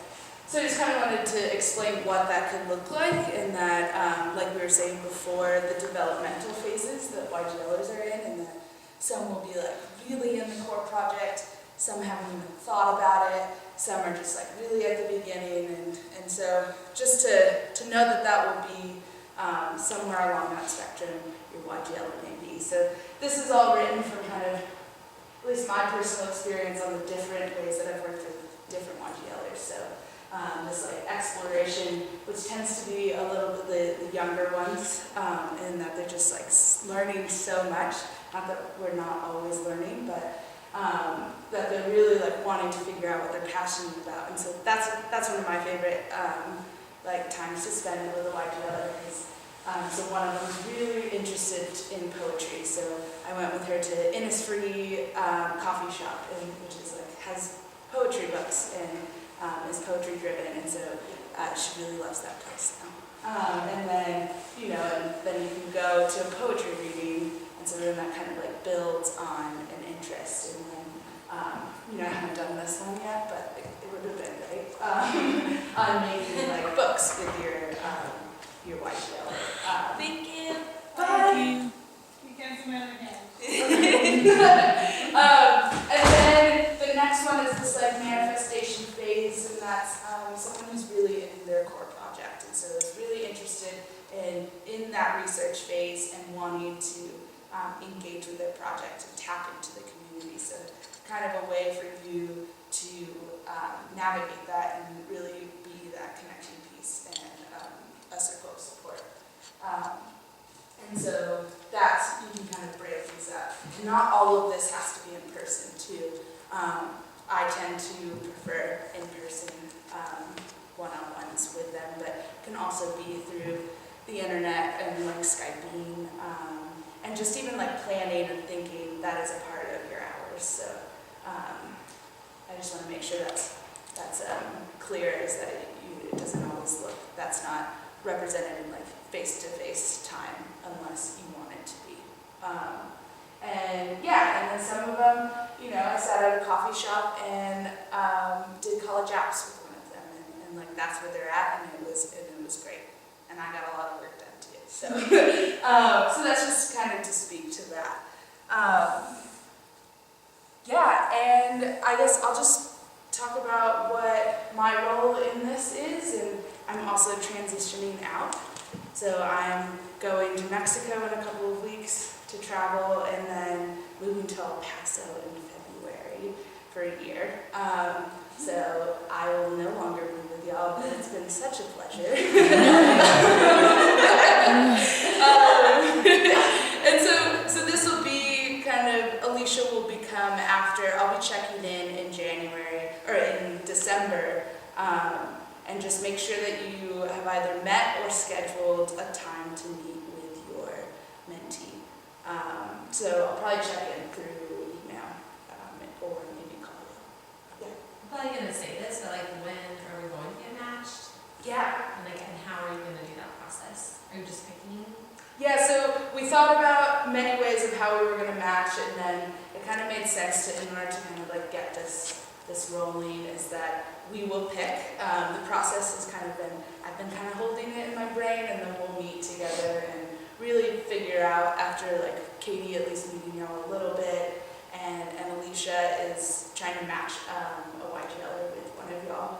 And so then that's where next week at the meet and greet on Thursday from 6 to 8 here in the barn, you'll be meeting your YGL mentee for the first time, which is really, really exciting. They're super excited about it. And so that'll be your first meeting. And what we will have for that is you're going to do like a goal planning with them and like pick your first date, and like go through your calendar and try to kind of coordinate. And so there's going to be space for that in that evening to make sure that you're like, cool, we have this intention, we're going to do it, and like see you in a couple weeks, hopefully, so that's the idea. To answer the question. Can I say one thing as well? So Marissa has also designed a really great survey that the YGLers are taking this week that are going to help match them as well. So it'll ask them to identify their current passions and goals and what they hope to gain out of the mentor-mentee pairing. So that's also going to facilitate that process. And it's been really cool to get their responses, because it's I feel like I don't always get to hear their voice in like a written way, and so it's really cool to see them articulate what they're passionate about, and really because I think they get this kind of collective energy in meetings, and they get to really be excited about a lot of things, and then to hear them on paper when they don't necessarily have the influence of everyone, what they're passionate about. So really cool. Anything? Can I ask a question now? Yes. I'm wondering from the group, since there's so many different folks that have a lot of different experiences and with mentors of your own or being a mentor in the past, does anyone have, are any pieces of this resonating with you all, or does anyone have experiences that kind of that can help illustrate some of these steps? Well, I was a big sister in Salt Lake for a little bit, and then, No pressure. I actually worked for them for Big Brother, Big Sister in Montana, and I was a big sister in Salt Lake. And then I also started my own nonprofit to help girls with self-esteem and body image issues.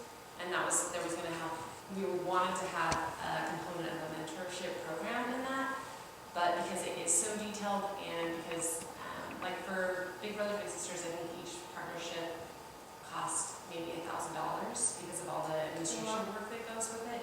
Anyway, so we didn't end up doing the mentorship stuff, and I ended up turning over a nonprofit to another group called Redefining Beauty. Check them out, they're awesome.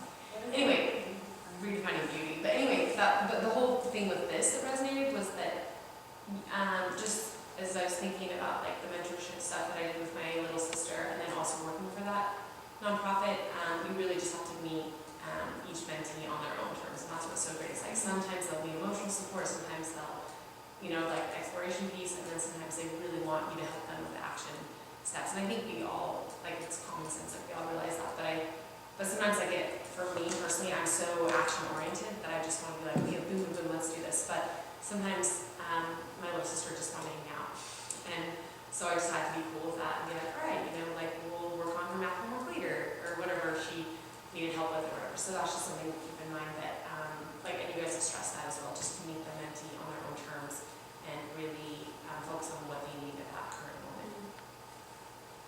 Basic role things.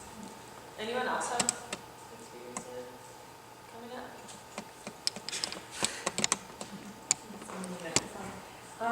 I started my mentor when I was 15, and I can see all the stages of our relationship. And now I'm in the emotional support realm, where her role for me has changed, and she doesn't really need to help me manifest or explore anymore. It's more of just being there to listen, and just you basically watch the seeds that she's planted bloom. And it's really cool to see that in myself, and also to be able to be a part of that for a mentee in return. Could you say more about what you experienced when you were younger? Like an example or something that stands out that was really impactful?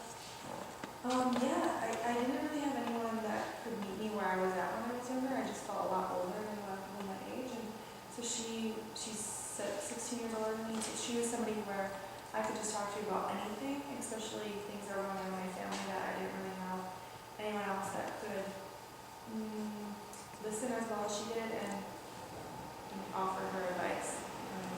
So that was like I had a sanctuary for me for all the struggles I went through as a teenager with my family. Thanks for sharing I guess that question kind of prompted me to think of, does anyone want to share what their experience was like in high school? I think this is a good time to revisit where we were coming from. I find it really funny to always be hanging out with them, and then I revisit all these things in high school, which is at times a pretty dark time. and you're just really all over the place emotionally and really just trying to figure things out. So I'd love to hear y'all's experience. I think that might help set a tone in that I'm finding a lot of similarities to what I experienced in high school, and that there's always a way to connect, because I think it's hard sometimes to be like, oh, I'm not there anymore, or I'm so much older, or I haven't been in high school or interacted with anyone in that age in a long time, and so how can you possibly relate and connect? And I think a good way to do that is by revisiting your high school self, even if it sucks. Yeah. So my parents got divorced when I was reasonably young, and my brother was pretty tuned out of life. And so no one in my family was really around. I didn't have a strong sense of containership, but I was super passionate about a lot of things. for the school newspaper, I was in theater, I was doing film production, I was doing political activism, I was in AP classes. So I was doing a ton of stuff, but I had absolutely nobody who like had my back. So like all the things that I did, I had to manage myself and keep going myself. So when I got exhausted, there was like no safety net really. It was just like me kind of dropping out for a bit and then like getting a little bit more energy and trying again. And so I think if I had somebody who was there to just kind of be like, you know, like a container in some capacity, then that would have gone incredibly.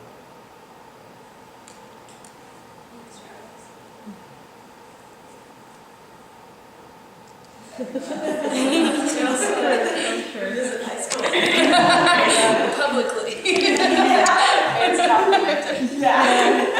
So I think a good analogy that somebody gave me once about high school is that it's like a roller coaster, right? A really emotional time. And so when you're high, you're just on top of the world and it's just like unbelievable. But when you're low, you're so low. There's not really any in between a lot of the time in high school. It's just like from one extreme to the other. It can be really disorienting and difficult. And so even though I was fortunate enough to have a lot of family and friend support, I think no matter what, being a teenager is isolating. And especially with these swings. And so I guess that would be kind of what defined high school, and then also that I was always so serious. I still work on that. And so I was an only child, and I still am an only child, and I was always kind of a little adult. And I think I didn't really have embraced like being childish until my late 20s.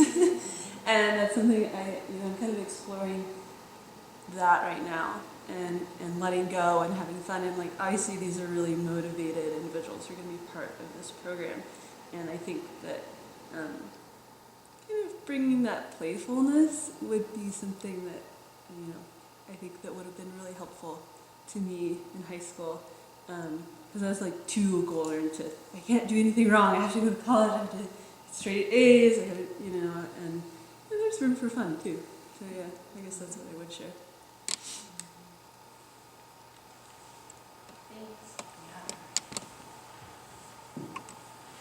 Sweet. Thanks for sharing.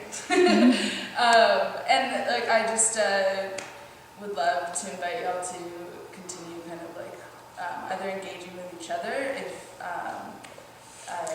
you would like to kind of continue that conversation of like where your YGLer is at, and kind of if you're curious on how, if it's like a challenge to work with that, because at least from meeting y'all, not everyone has, working with high school students is not what you've done your whole life. So, and so I just want to make sure that it's like, y'all will be awesome. But if anyone feels any sort of intimidation, that they're also a really welcoming, understanding group of high school students. So, which will be really, really great. Any questions, program specific?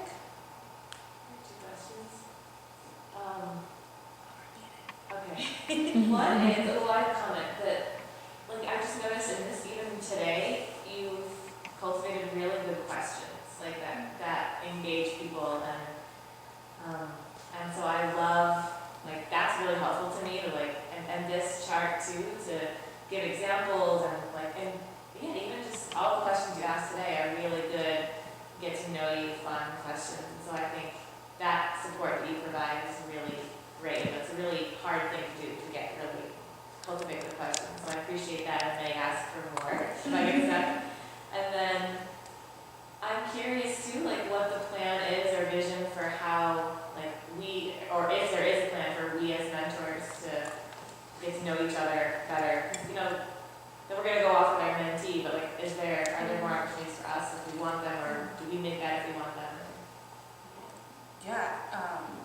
So the question was, how will we further develop the relationships between mentors themselves, and will that happen? Paraphrased. So written in a concrete way, but it's definitely something that I will be requesting and that we have talked about of how to continue this relationship in the program and really developing a strong community amongst each other, because I think that will also give y'all even more energy to continue working with your YGLers with kind of a source of collaboration and inspiration. So hopefully, I think we're thinking maybe quarterly throughout your process, and this is all hypothetical and it might be written out later, is doing like an informal dinner or meet and greet potluck out somewhere where we can just hang out, as well as y'all, with your permission, have access to each other. And so right now, and I will send y'all out an email as well, I'm getting a bio from y'all, and which is the same bio that the YGLers will have, and so we're going to create a mentor-mentee Facebook. And so then it can kind of map y'all on who might be passionate about certain things, which can hopefully also give you a network on if someone's doing a core project and someone really loves dance and body empowerment and empowerment of voice, and you're like, whoa, Mary, cool, does that, and maybe they can talk to you. Does that, cool. And also open to suggestions on what y'all would want and how y'all would want to engage and what that should look like. And because YGL is run, it's a youth adult partnership, and so everyone has a voice in that relationship. I also want that to be represented in this program, and that y'all, it's also coming from you on what you think this can grow from. And so you are the first cohort of mentors in YGL, and that's super exciting. Yeah. Can I add to that? Personally, I would love to meet with all you guys once a month or something like that, because that would make me feel more connected to the greater whole. And I would be totally open to spearheading that initiative to coordinate that. Sweet, great. I love initiative. Awesome, cool. Sweet. Anything else before we kind of move to the final closing ceremony? And we're missing 2 mentors right now? Okay, 2. Yeah. So the 2 missing mentors is Hannah Dansky, who's the founder of Boulder Food Rescue, and then Misa, which is a good friend of mine, and we met working at a summer camp taking out kids on canoe trips. And so they are really awesome and will be a really great energy and addition to this program. So yeah. We'll watch this video. Yes, this is for them. I have one of the 3 hours. Mary, did you have a question? Yeah, I have one more. Thanks for asking Good questions. question. I love it. Who you're kind of transitioning out, I'm just assuming if I have a question, I'll just email both of you until you're no longer here, you're no longer, and you'll just let us know how to do that. And also, as it goes on, I think wondering when I need to CC you or include you on some communication and when not. I'm still, I'm sure it probably will become clear when it happens, but yeah, just detail. Yeah. Do you have anything specific on the coordination of things? I mean, yeah, we'll make it clear when the transition happens and what that's going to look like, but pretty much we don't know. We're not sure exactly who is going to be picking up Marissa's role. We're hoping that there will be someone to fill in as the YGL Special Projects Coordinator in some capacity, but budget, we don't know. We'll know in the upcoming weeks. But just default to me. Katie and I will be taking over some of the main core responsibilities that Marissa's been holding. So come December, communication will be directly with me. And when in doubt, just CC me on something. So. Or the BCC. Yeah, and I think core project related or anything that kind of you feel Alicia might want to be a part of, because a huge part of what Alicia does is able to kind of really hold these big visions of and able to connect that to Philanthropiece. And so that's like a huge part on if they have a project, really relaying that information. So Alicia's not like, what? You went to Guatemala without me? You know? I don't think that'll happen. That was, you know, you couldn't come up with anything. It's improv. Cool. Yeah. Sweet. I just have a question about the 10 hours. When do we start meeting and counting the hours? Do we start in November, December? When does that start? Sweet. Yeah. So it's 5 to 8 hours, so you don't have to feel pressure to do 10. Yeah, so that will begin. Your relationship will start with your mentee right after the meet and greet. And that's completely up to you and your mentee, and you will be kind of creating that outline of what they want out of this relationship. And we've been planting the seed for months of like, think about what you want out of this and what, kind of how to fill the gaps of what you need out of this program or what you need in general. And so that should be able to like really make things clear on how you might be spending your hours in the month. And I think probably during the holidays season, it's going to be really, you might only meet once. So, I think it'll really kick off in January on that you'll be able to kind of create a structure. But probably what this month will look like is really just kind of building a relationship or however you want to do that. So I think you'll know how to do that. Well, actually, pause 1 second. Can I say one more thing? Yep. We would consider, sorry to cut you off, just consider that this orientation and the meet and greet count towards hours in November. Yeah. It's helpful. So is ours, I guess, kind of building on that, is it, I was under the impression that, just like something that's kind of naturally going to happen. Are we actually logging the hours? Okay. Yeah.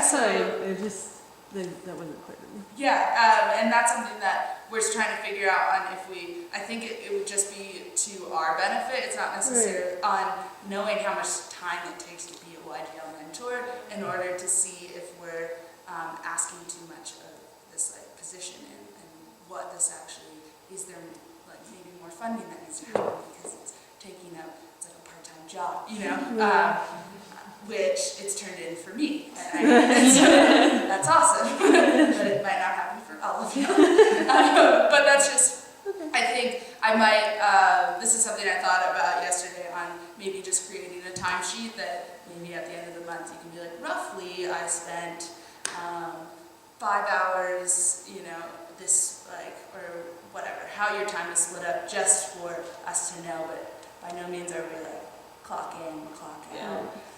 You were 15 minutes short this week. Do you have anything? Yeah, just that. We're not trying to track you down, and you guys are volunteers, and we appreciate every minute that you're able to give to this program. I think we just want to know where you're splitting time and where it's being spent for monitoring and evaluation.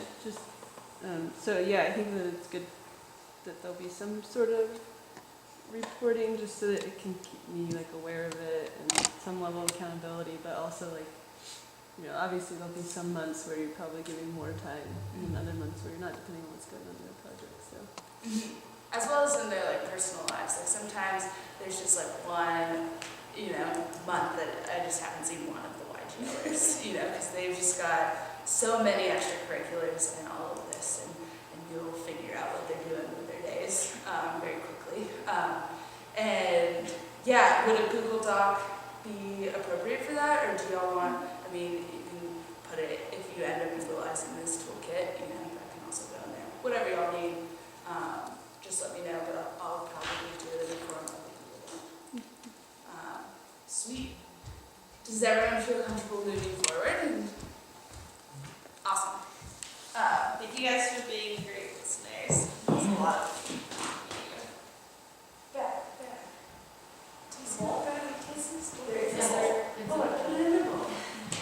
Someone saw it. So I wanted to eat it. Okay, take one, pass one on. Yep, yeah, totally. There's actually 20 of them, maybe 21. I don't know. way for us to set an intention of what we want for ourselves in the relationship with a YGL mentee, or how you want to work with them. It's kind of a really open intention. And so at the bottom of your Hershey Kiss, it's dark chocolate. Yeah, and is a number, and it correlates with a word, or at least should. I had some trouble last night because people started like eating the chocolates as they were in a line, so I had to do it a couple times. And so this is just, we'll take maybe a couple minutes to like really sit with this idea and kind of apply it to yourself or to your mentee, or something you want to share with them. But this is just to kind of cultivate a really positive energy towards working with a YGL. And if any questions on the word, you can also change the word. So.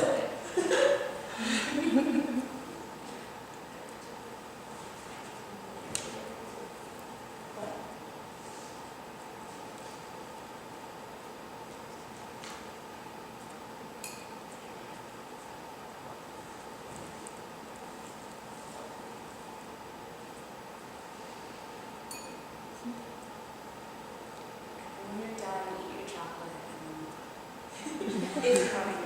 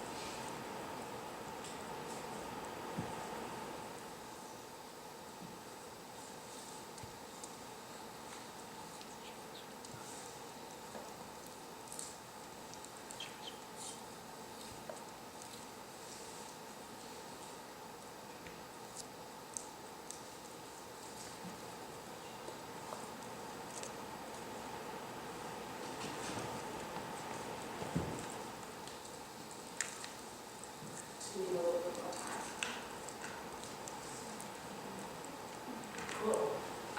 If anyone wants to share what their intention was, please feel free. But,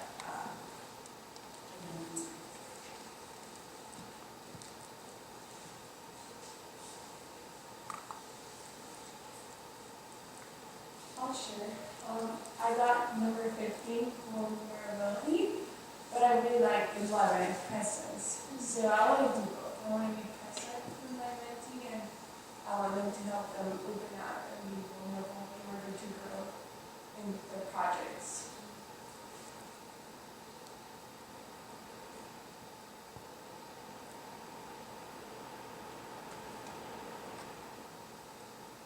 I got 60 for love. I just want to make sure that I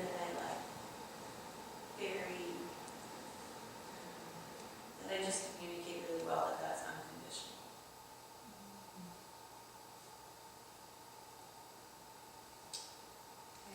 I got 20 acceptance, and I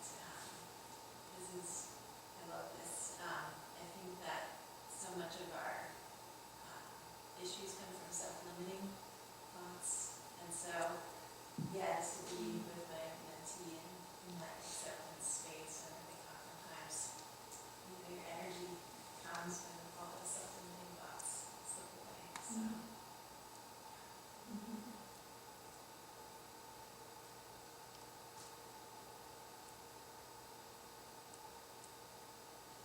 Before I knew that we were getting a number assigned, and when you just asked that intention, what came to my mind was trust.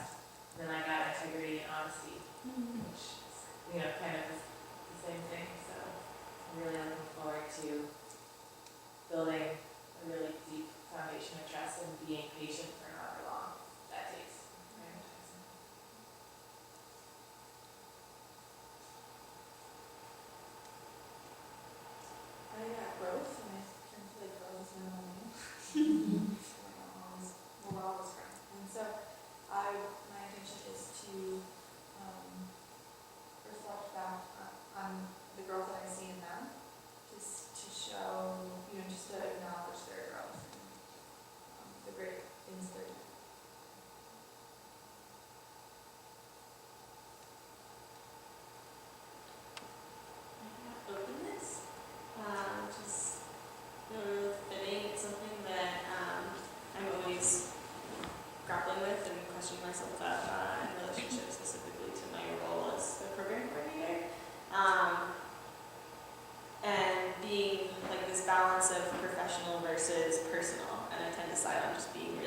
trying to be as open as possible with the YGLers.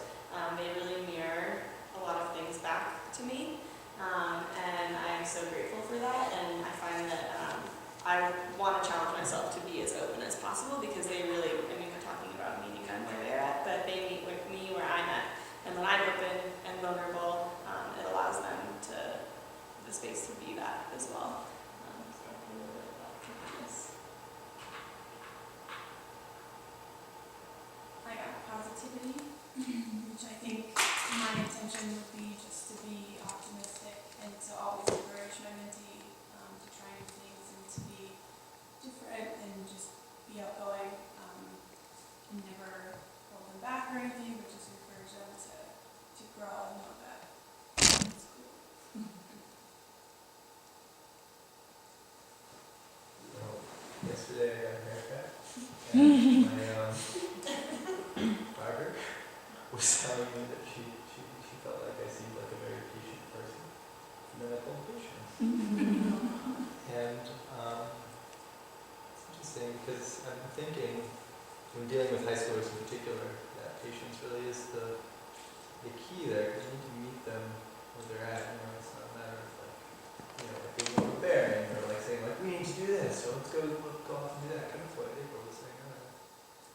And so to just kind of have that like grounding patience to allow like whatever they're working on to really unfold, but also have the support to, you know, like I said before, maintain a sense of companionship within that patience. That's important.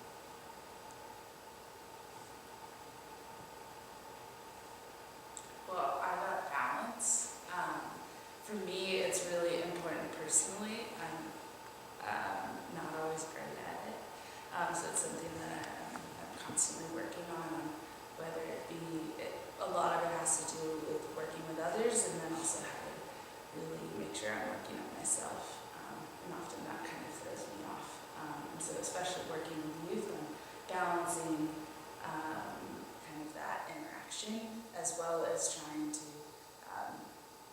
kind of really have that conversation of what balance looks like in their life, and what things are they on one side of, and how to kind of really calm them down in certain aspects and being like, it's okay, or whatever that looks like.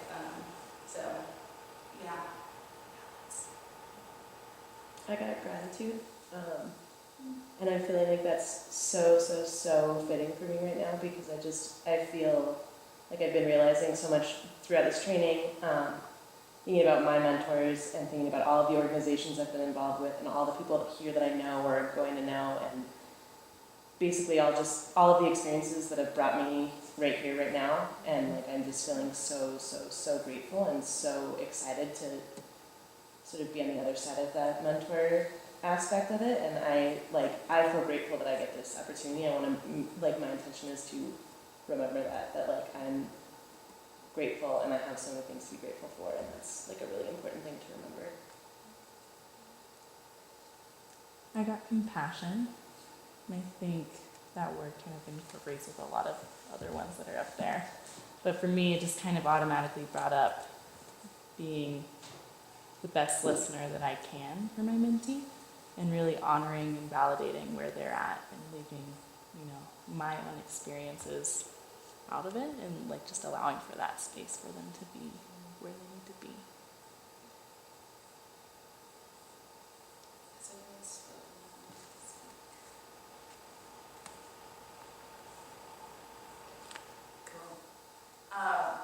Thanks so much for being here.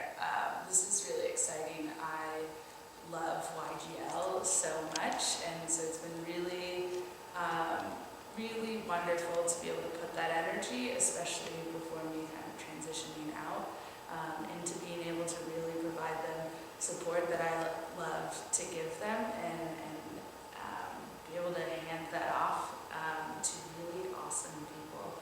And so it's really exciting. Really exciting.